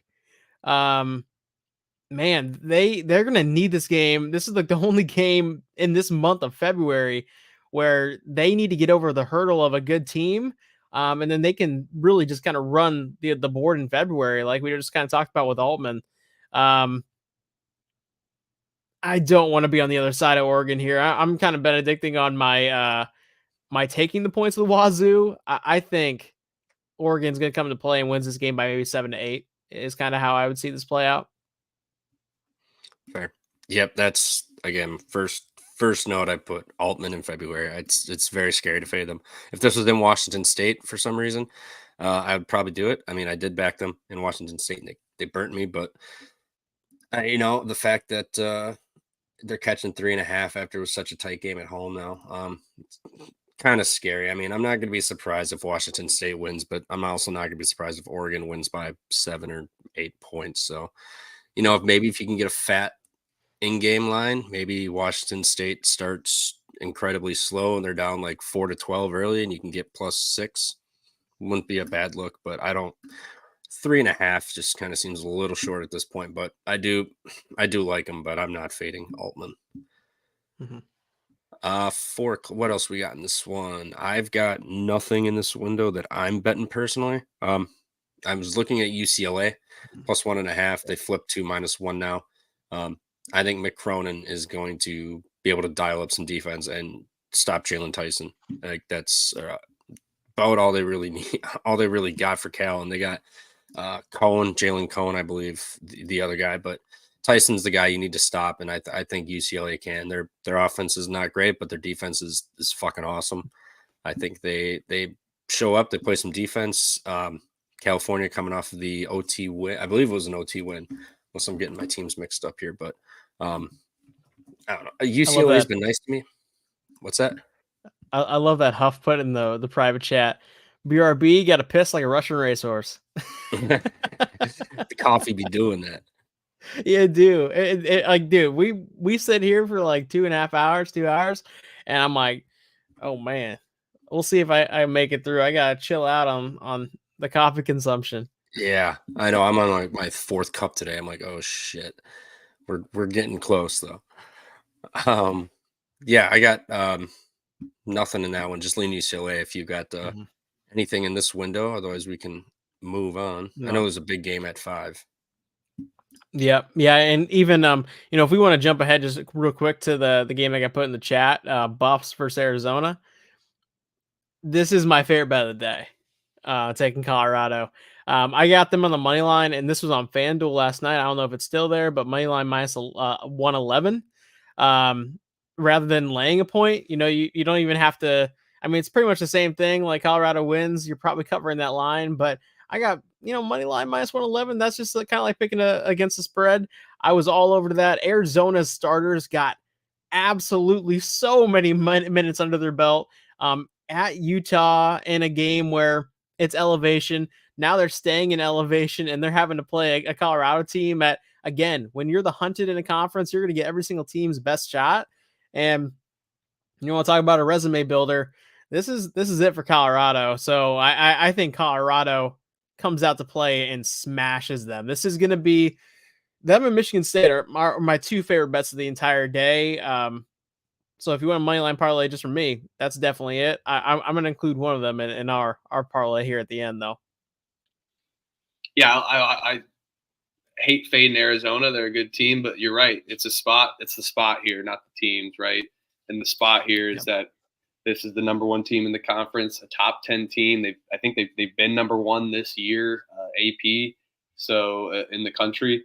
So yeah, Colorado's going to come out strong here. I think Arizona just got done playing till freaking what was that, midnight? I don't even know, but that was a 3-hour game basically almost for basketball, and that was just 2 days ago. So I think that's another thing to point out. And Colorado's definitely, hopefully, going to get up for this game. And there's a system to those unranked favorites at home.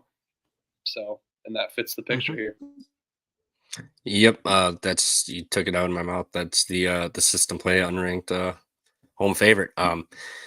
Yeah, the triple overtime. I mean, that game should have never went that long if Caleb Love wasn't man, I don't know if you guys watched it. That second overtime where he fired up a 36-footer from like the fucking logo after he dribbled it around for 20 seconds. Like, what the fuck are we doing, dude? Just drive, draw the foul, shoot a fucking free throw, and get out of here. But no, when they lost to he went Florida for the Atlantic, top he did 10 the same thing. He did the same thing when he lost to Florida Atlantic. I mean, Yep. but I know he hit one, but like a big one. Yeah, but, he's a great player, but my God, the guy like he's playing like 2K in real life. He's like, all right, I'm just gonna pull it up from here. I'm gonna go drop 25 in the first half one day if I feel like it. And I'm gonna, he's the guy's all over the board. He's great, but man, he's gonna lose them. I think when Arizona loses in the tournament because of Caleb Love. And I will say the teams that we oftentimes see lose in the tournament are the teams that are the thinnest. And Arizona really is about 6 men deep, like maybe 7, but it's not quality 7. Like it's like you have 6 guys that you can maybe throw in there and get quality time out of. And just to read these off, Pelle Larsson, 48 minutes. Caleb Love, 48 minutes. Kashad Johnson, rather, 44 minutes. Omar Ballo, 45 minutes. Dude, they've got ravaged. So you're talking about a thin team running on fumes. I mean, that game was just on Thursday. Like, oh yeah, this is a Colorado smash spot. Like, lay an alternate line if you can grab it at the highest your book will allow you to go, because we're going to see a court storm, and I think it's going to be a definitive court storm at that. 100%.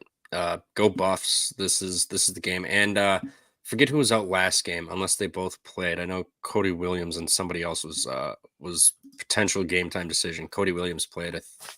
Maybe the other guy played. I'm not sure. I didn't 100% watch the Colorado game, but if they didn't play last game, it's because they're saving them for this game. And now you're going to have a fresh player coming off of injury versus, like Rob said, an Arizona team that's played a game and a half essentially last game. So yeah, it's got to be a nice late night 9 o'clock game. Got to be Colorado. I will be probably riding that with you. It's in my bet slip. I'm definitely going to be betting it. So let's do it.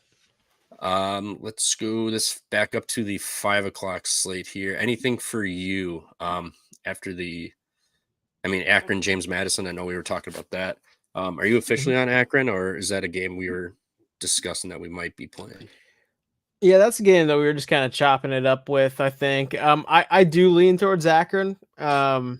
At the same time, though, this is one of those games that I feel like has overtime written all over it, and I do not want any part in overtime games after the past 2 nights. So, yeah, I'm staying away there. I would definitely take the 5.5 that I'm seeing right there with Akron, but no bet from me.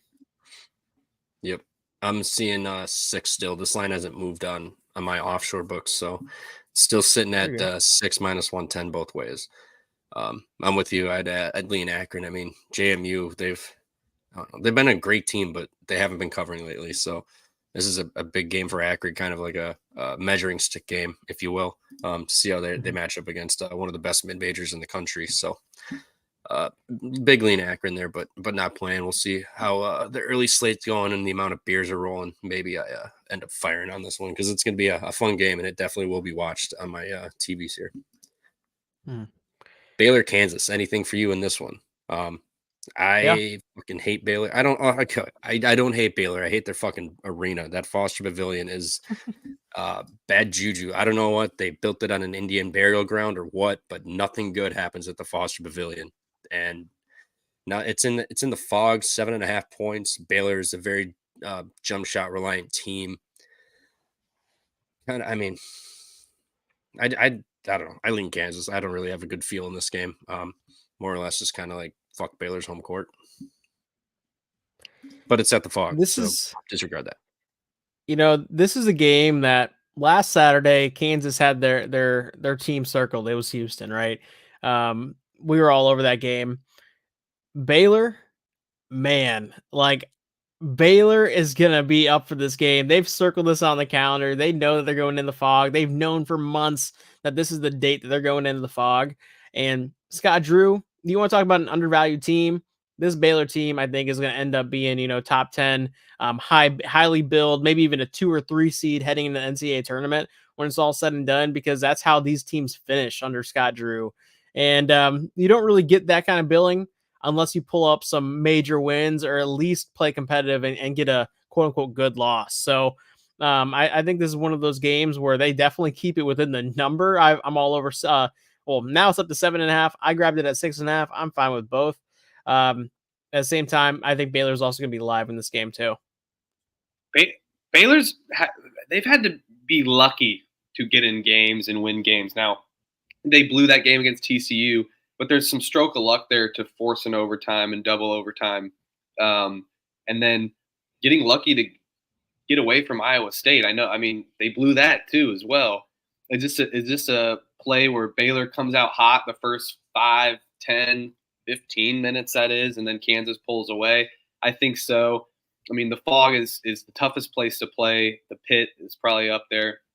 I'd say Assembly Hall, that's biased though.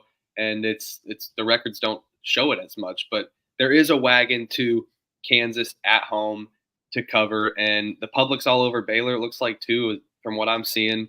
If someone's seeing different, let me know. And you're seeing that line jump right in Kansas's favor. This is where they want to lock in the number 1 seed in March Madness, and they just got to win here, and they want to win big. I know 7's a pretty big number, so Baylor could probably backdoor that, but I'm not afraid of it at the Fog. No, absolutely not. I don't think Kansas has their best team on paper by any means, but total bounce back spot from their loss in Manhattan.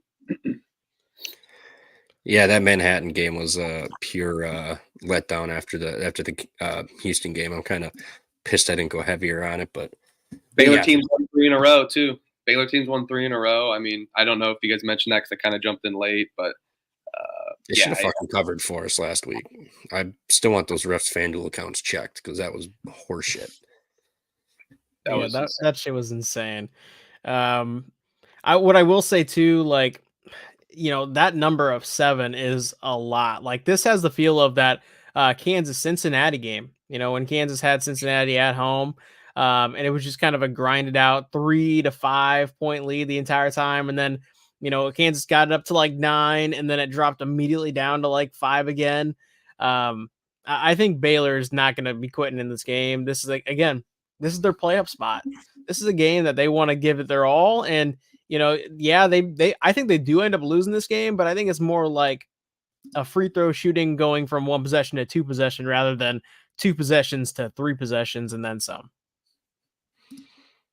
Yep. Yeah, I'd lean Baylor with you, but or no, I'm lost. Fucking holy shit, my brain just shut off. Oh man, Trevor just had a malfunction, dude. Wow. Just gonna move on from that. Just that one. You can move on. Let me tell you though. Yes, I'll take you to a lock here, Trav. I'm going to answer your question. Drake Bradley.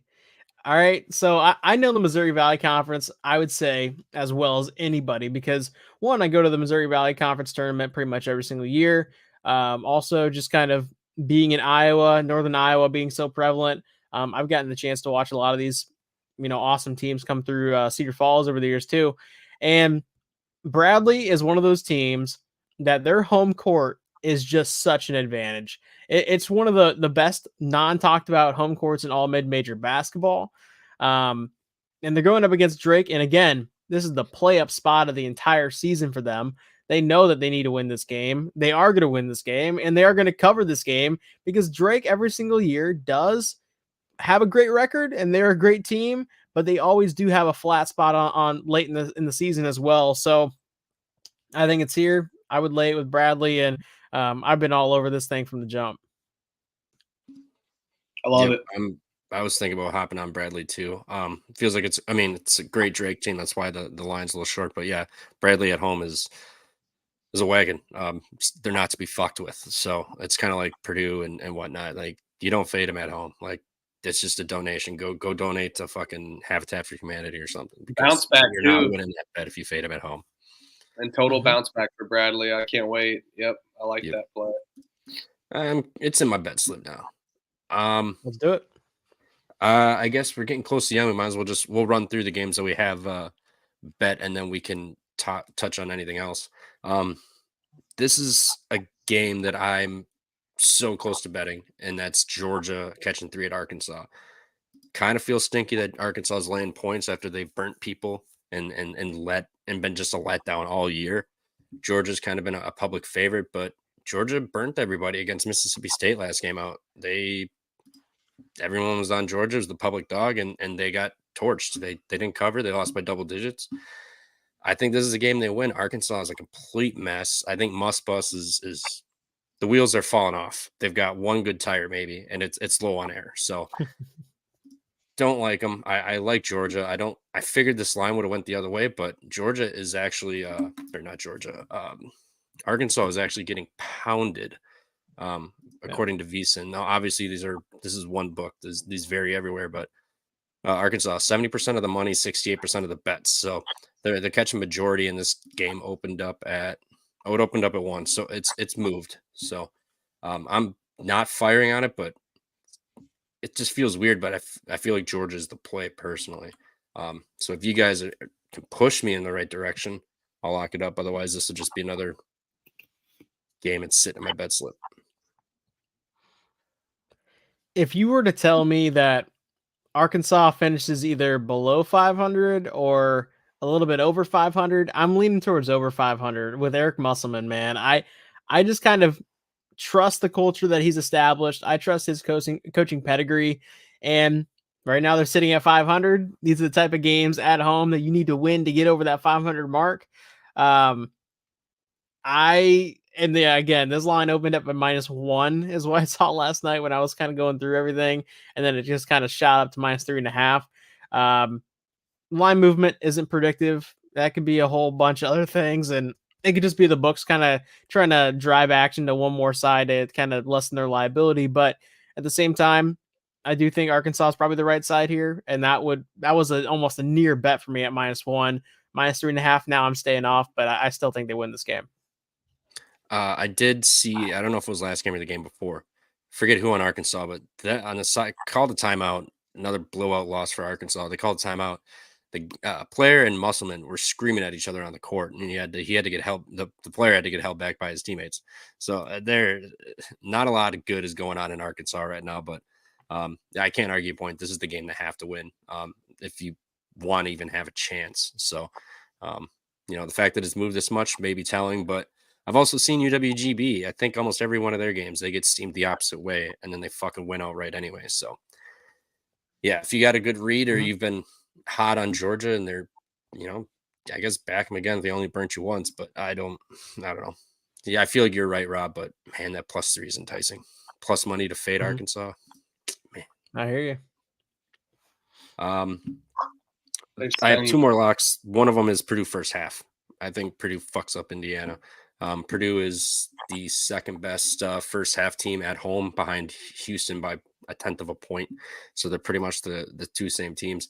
Indiana, they have not looked good in the first half on the road in big fucking mouse in Big Ten play here. They lost by 13 at Ohio State. Fucking mouse. This isn't funny. It's just Trevor is melting down over there. Dude, okay. My mouse isn't working. With the They're getting crushed. at 4 a.m. He's like looking at team total overs. He's like doing this. He's like, oh yeah, it looks good. He's been up. I will say I went to bed at 4 a.m. So I mean, it's I went to bed like little after like two, and then I was studying from like 12, whatever, like the whole night. Basically, I didn't do anything last night. Woke up at my dog licking my face at 5:30, and then I laid up at 6. I was like, it's been a morning. I was like, oh well, I'm up. So I got up at like 6. I was like, well, I guess I'll finish studying the slate. But how many fucking games are there? Like, I can't even. I gotta break this up. I don't even want to study some of the games. Like, it's insane. And I will say, y'all, like, you guys aren't getting the benefit of reading Huff's chat log here. Yeah, Just it's of, a like, wild morning. Dog was getting in the craps. I had to hop off, and then there was cops at my neighbors, so it was been a little wild there. I was worried they were coming for me for a second. So but yeah, It's been a busy morning for Mr. Huff. it has. It has. oh shit, But love it. Indiana, they lost by Anything else for 8 the night at slate? Nebraska first half.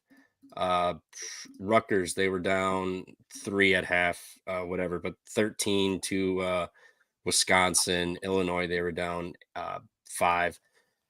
I think Purdue fucks them up, and this Purdue team, like Zach Edey with the core, they fucking hate IU. Like Zach Edey, I think, is averaging about 30 points a game playing Indiana, and his his points is set to 23.5. So I mean, I don't hate his points either, but I think Purdue absolutely rolls them first half.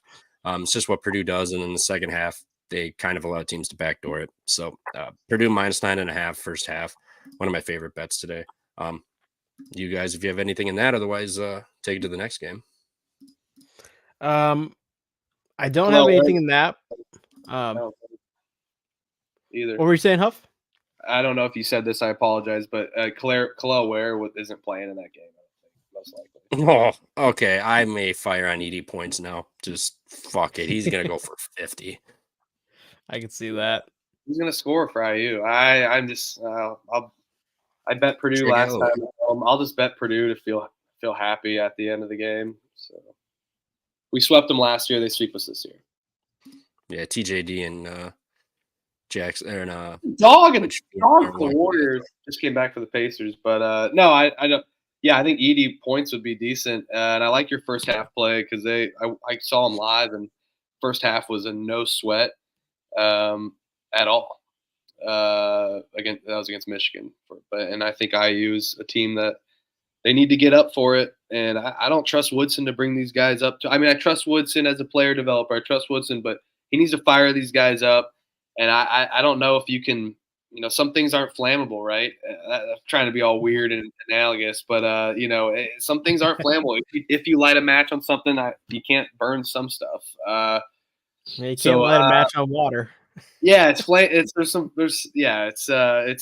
tough, man. So I hope they get up for this. They really surprised me coming back down 12 at half against a gross Ohio State team. So that's the fire that maybe they needed. So Trevor, this is the one play I hope you lose, but best of luck.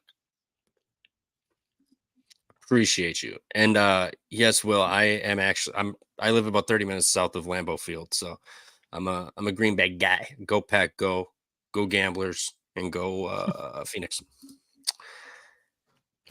Next game, Rob, what you got left here for today? Yep. So in the same kind of time window, Michigan, Nebraska. This is absolutely a game that Nebraska pours it on here.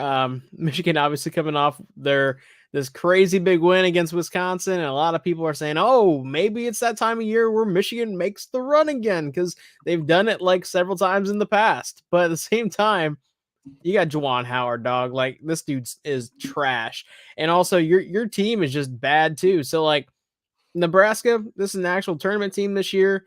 They have a chance to potentially run the table as well. I think that they are going to just put the brakes on them. And right now, I grabbed this at -8. It's all the way up to -9.5.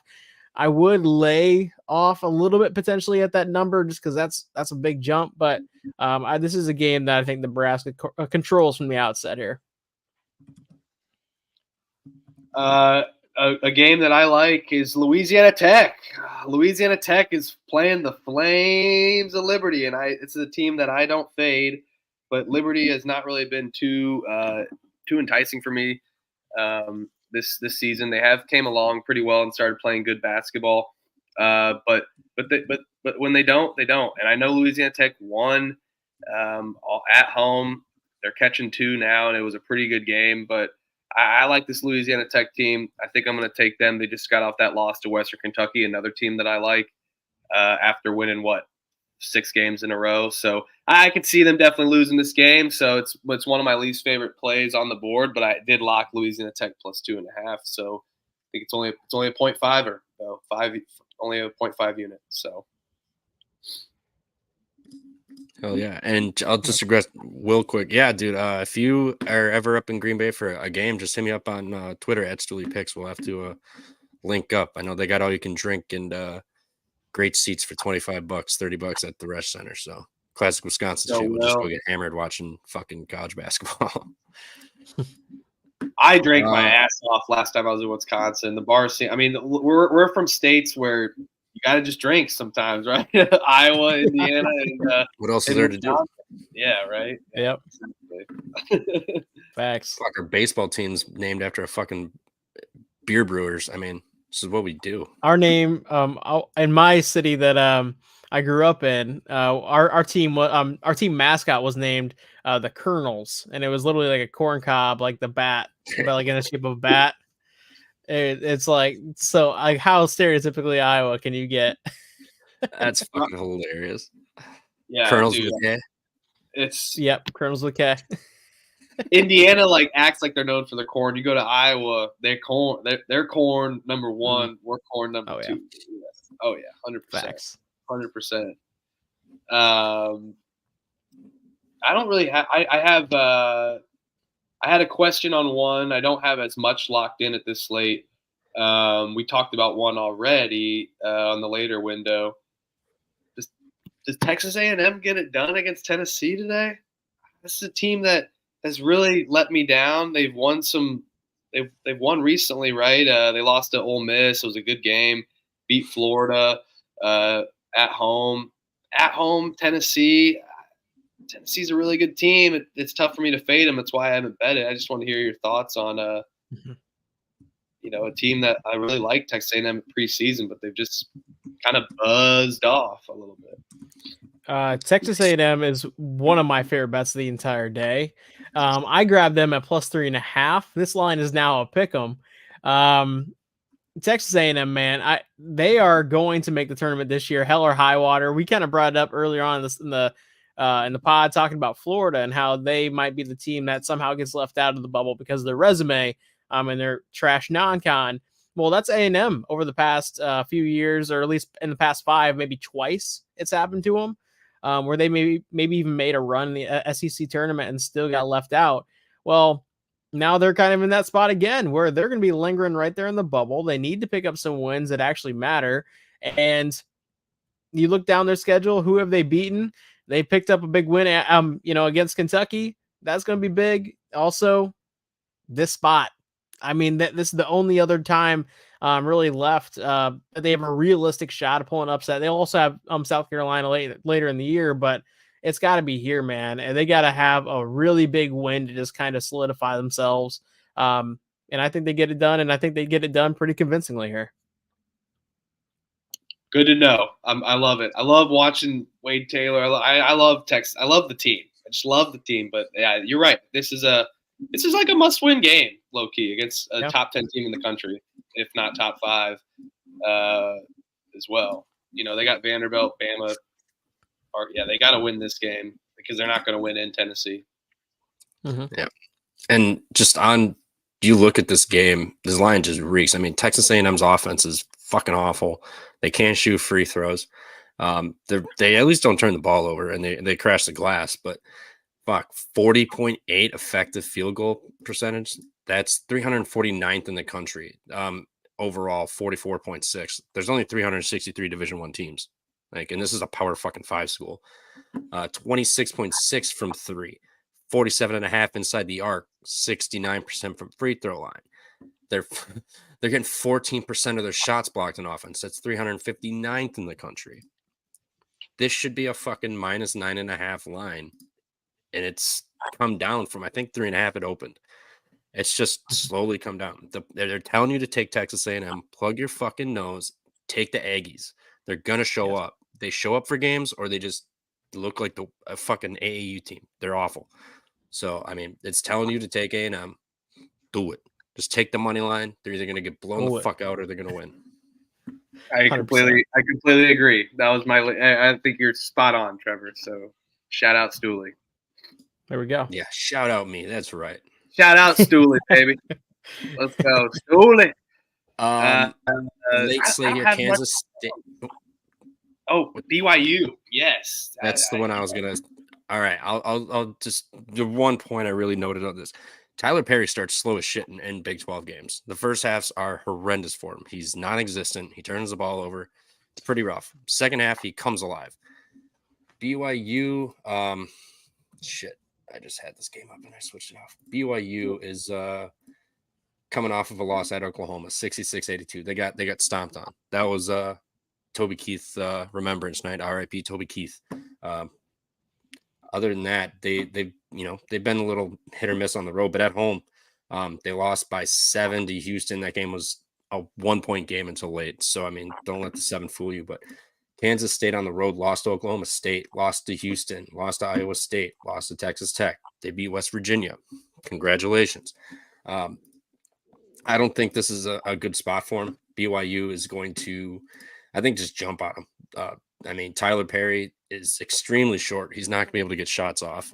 I think BYU is elite at not allowing assists to kill them. So, I mean, I think Tyler Perry is going to struggle in this one, and that's where the offense starts with. So, I think BYU absolutely routes them. I like the first half -6.5 too. I think they jump on them after getting pounded at Oklahoma. So, very close to locking this up, but I have not yet. Yeah, man, I'm with you, and also like kind of like the line is telling you that this is going to be a blowout, especially with Kansas State coming off of a Kansas win. That said, we kind of saw what Kansas State was looking like before that Kansas win, and they were looking like kind of a mess. A lot of dysfunction and a lot of games where they just kind of looked flat. Now they got to go all the way out to Provo and play in front of that crazy stadium, and that's a huge travel spot. Man, I don't know. I don't know if I really want to bet it though, because that Kansas win can also kind of be looked at as potentially galvanizing. I'm gonna lay off, but if I'm taking the side here, it would be laying the points with BYU. I'm not touching Utah teams today. I decided I'm not touching the Utah teams just because Utah State let me down this week, and Staying abstinent. BYU. yeah, man.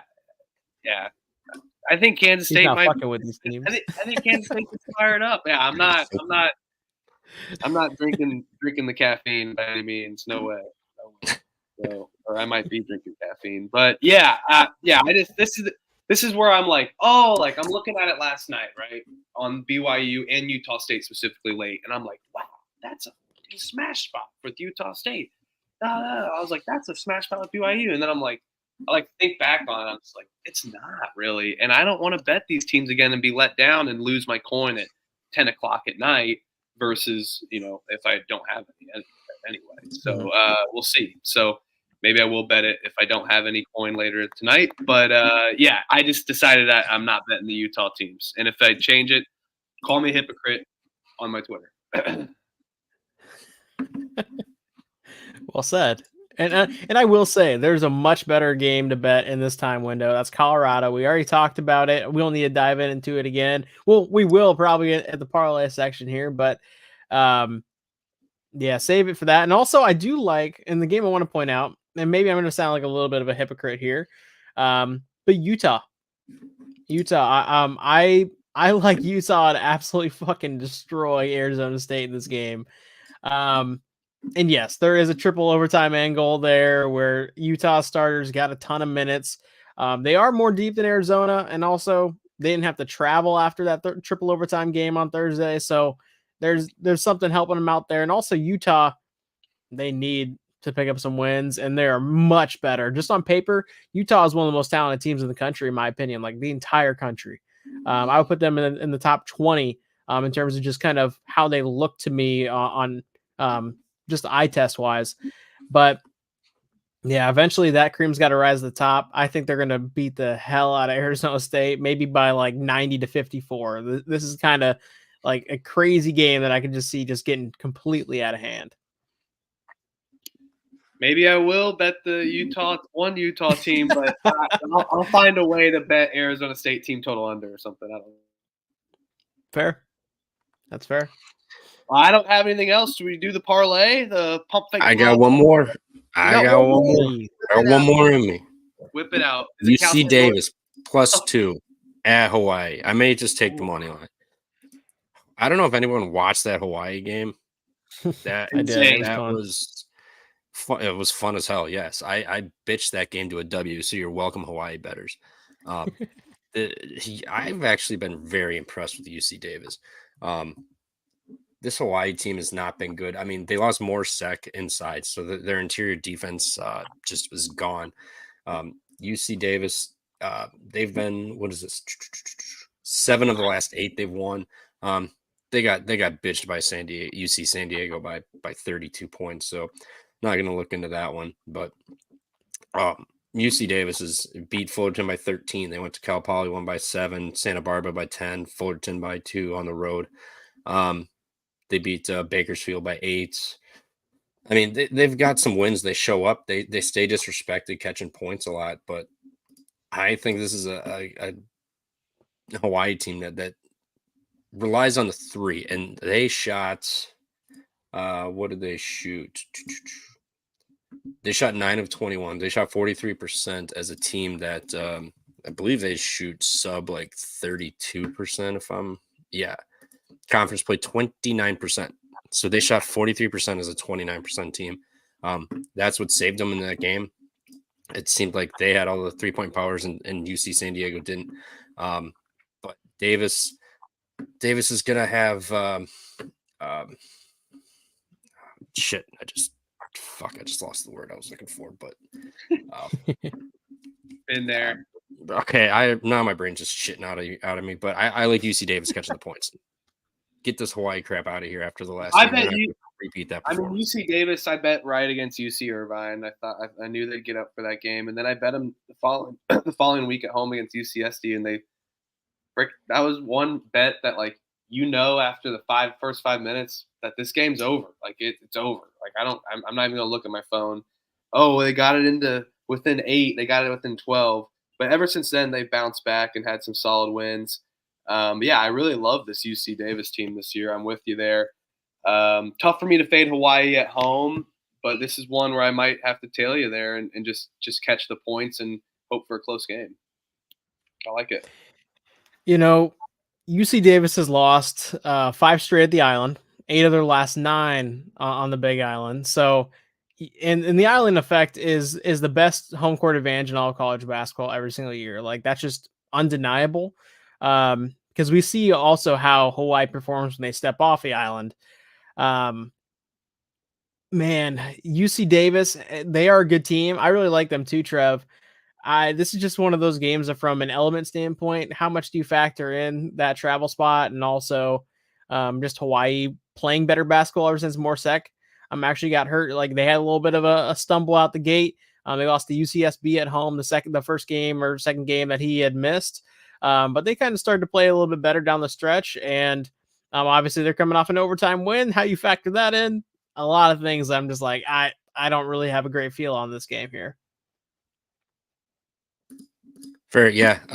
You said it. UC Davis is not good on the island. It is what it is. But I think this UC Davis team's playing pretty damn well. Hawaii's off that overtime win where they shot not lights out, but they shot far better than they normally do from 3-point. That's what kept them in the game. And San Diego is a 40% 3-point shooting team, went 4 of 18. Like they just couldn't hit shit.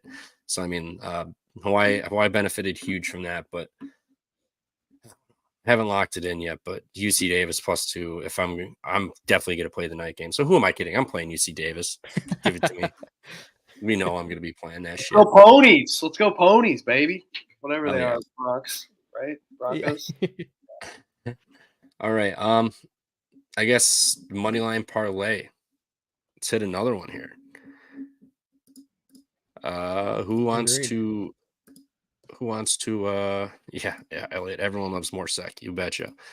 Who wants to go first here for this moneyline parlay? Because I have a feeling I know what the first person's pick's going to be. All right, go for it, Huff. I'm deciding between. I think everyone's got one that I'm deciding on at least. And Rob, I'm not going to steal your thunder between Michigan State and whichever one you said. But okay. I'm gonna go. Oh, shit. I'm I'm deciding between Michigan State or we need some plus money in here, don't we? We need some plus money in here. It was a triple lock. Let's go Florida on the money line against Auburn in the Swamp. Oh, I hate taking Todd Golden, but it's two SEC teams I was deciding on. We're going to need some plus money. Let's take it early. I was deciding between them and Michigan State and A&M. Okay. I like it. Oh, the Florida line on DraftKings just went to plus 102 as you said that. Very sharp, Mr. Oh, yeah. I move lines, bro. No, I'm just kidding. Yeah. I'll build on that for us. So I'm just kind of adding this up. I'm on DraftKings initially. So if somebody wants to hop on like FanDuel, and plug it in to see what that would come out to. See if we can just kind of shop a better line. But so Florida money line, I'm gonna go Colorado money line as my addition to this parlay here. I think Arizona's gassed. This feels like an obvious kind of just blowout spot for the Buffs. So yeah, go ahead. I got Colorado money line last night at minus 111. It's moved quite a bit. It's up to minus 130 on DraftKings. So I'm still gonna throw that in there just because I don't want to. Let's make it easy. Just win the game. Right now we're sitting at plus 257, and then Trev, you are up on the deck, my friend. Well, I'm actually surprised it's still here, but we're going Michigan State money line at home against Illinois. I mean, this is the game. They're gonna get this done. They're gonna roll their way to I think even covering that 4. It popped up. It's down to 3.5. I think they're gonna cover that 4. I think it's probably be a 6 or 7 point win here. Free throws late, but I'm seeing on FanDuel Florida money line, Colorado money line, and Michigan State money line plus 485 right now. Okay. So I mean, and I'm getting. Yep, on DraftKings it's plus 472. So FanDuel, here we come. All right, we're going blue today. Eat the blue. Let's go. Do we add one more together or no? Or just leave it at the 3? Whatever. I mean, if someone in the chat's got an absolute lock, maybe we'll just throw a chat lock in here too. We can make it a nice Bradley. A&M. Bradley. Play A&M. MGM. Oh, nice look there, Elliot. Yeah, let me pull up MGM real fast. Yeah, Bradley money line. I like that a lot. Obviously, Bradley's one of my favorite bets of the day. Yeah, or even Texas A&M. Those would be the two that I would nominate. Yeah, don't matter to me. Bradley, we got a Bradley money line from Cat Whisperer and Will. So I guess we'll throw Bradley in here, see what we get. It was Bradley add like plus 6 something. I'm guessing it'll probably be around there. I'm trying to find it. I gotta manually search all of these games on the app. It's brutal. Yeah, I pulled up MGM just to see, but it's like I can't do Control F because it keeps wanting me to click more events to load more teams, and I'm like, come on, dog. Make this easy for me. I'm trying to. What time's Bradley play? Shit. 5 p.m. 5. Okay, cool. Central time, that is. Yeah. Oh, there we go. Minus 170. All right. Plus 830 on DraftKings or DraftKings FanDuel. Plus 830 on Florida, Colorado, Michigan State, Bradley money line. Plus 830. All right, let me plug in this. I'm all here. In. Dude, I think this is going to be a banger. I'm excited. I love this one. Let's see. We're in the 800s again, too. We hit a plus 804 last time. Yeah, we did. Yep. Go scroll down all the way to freaking end here. Come on. Load up my games. There's so many games on this slate that like MGM is just like making me reload the page 17 different times just to get to the very end. On MGM, it comes out to plus 812. And then what do you have on FanDuel? 830. Yeah. Plus 830. And then DraftKings, we have, let's find out here. And then on DraftKings, plus 790. So FanDuel is definitely the way to go. It would definitely be because plus 812 on MGM, plus 830 on FanDuel, plus 790 on DraftKings. Yep, heading over to FanDuel with this one, and I'm loving it. Offshore plus 774 for me. The nickel and dime. Bastards. Offshore. All right, It's so telling, the money, isn't it? yeah, they don't want to pay me out. They're screwing me here. They know it's hidden. So the money line parlay for the week for the Pump Fake Pod, we got Bradley money line, Florida money line against Auburn, Michigan State money line against Illinois, and then Colorado money line against Arizona. And you can get that plus 830 on FanDuel, plus 830 on FanDuel. So we're stepping it up. Hit the one last week. We're gonna do it again. Nice full day sweat here too. It's perfect. Yep. All the way out. Yeah, literally to pretty much the last game of the entire night with Colorado. So hopefully my leg, if my leg goes down in flames, like I feel so bad. No. And like that's what I was sweating with Baylor last week. I was literally gonna cry at the bar at that time. So, but yeah, I'll be locked in today, dialed in. It's gonna be high blood pressure always, of course, on a Saturday. Hell yeah, love it. Well, I guess to end it, do we just want to review our cards? I guess I'll start real quick. I got Michigan State -3 last night. I got them before it moved up, but I'd still play it at 3.5 or 4. Quincy Oliveri from Xavier, I got him over 2.5 3-pointers. Purdue first half -9.5. Cal State Bakersfield -2. Gonzaga team total over 81.5. UC Davis +2, and then that's it for now. I'm sure I will lock up more, but that's all I got. Yeah, I got more coming. Creighton money line, lock battle. Let's go. Michigan State, tail, Florida. All the parlay pieces that we had. I had High Point -1.5. That was a public bet. And then what was the other one that I had? Where's my stuff?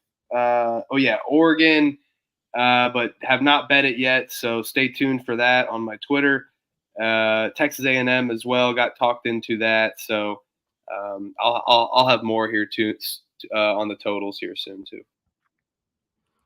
Yep, and for my bets, Twitter would definitely be the best spot. I have it pinned to the top of my profile at RobDFB, but to go down in order here, and I actually kind of have my order a little bit jumbled up, but I got Xavier -1.5. I got Brown -4, Syracuse +2.5. Some games we didn't talk about. I have Merrimack -9, Northern Illinois +5.5. I have TCU +7. I have Mount St. Mary's money line against Quinnipiac. I have Michigan State -2.5. Hampton +12, Baylor +6.5, Nebraska -8, Bradley -3.5, Ryder, another game we didn't talk about, but I love them today, -1.5, and then A&M, I got them +3.5, take them on the money line, and then Utah -11.5, and then Colorado money line to wrap up the day. Let's go. Hell yeah. It's a fucking awesome slate, Rob. I'm actually locking up Mount St. Mary's as well too. This line is telling you what's going to happen. Enough said. Agreed.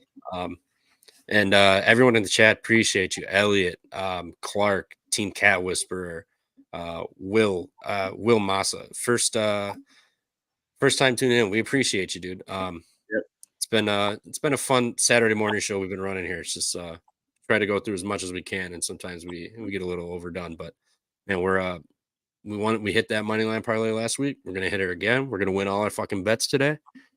It's our days, guys. Let's conquer it. This is us. And I will say it should even be noted that last week's money line parlay was the first one we had ever even attempted. Mm-hmm. We're 1-0 8 units. Bang it home.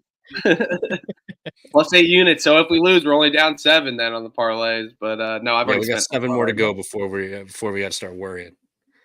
Yep. Wake Forest -8 is I may fire that up.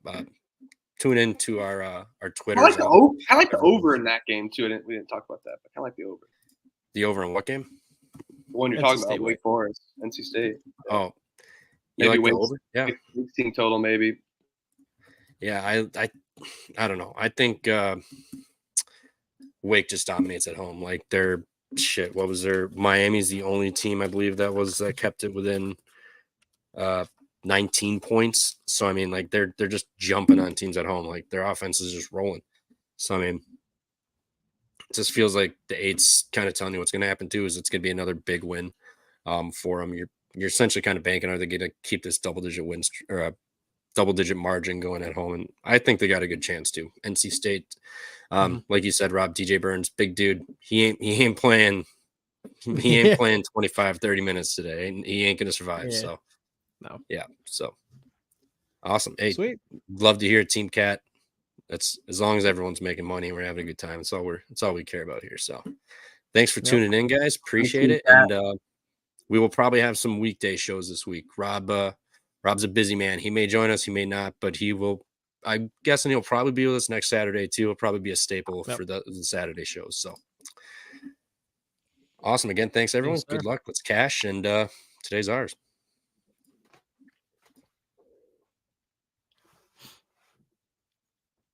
Good stuff. Stooley just mic drops out of here. Look at that. He just was like, "Yo, I'm out. The stream hasn't even ended. We're still live." Yeah. There he is.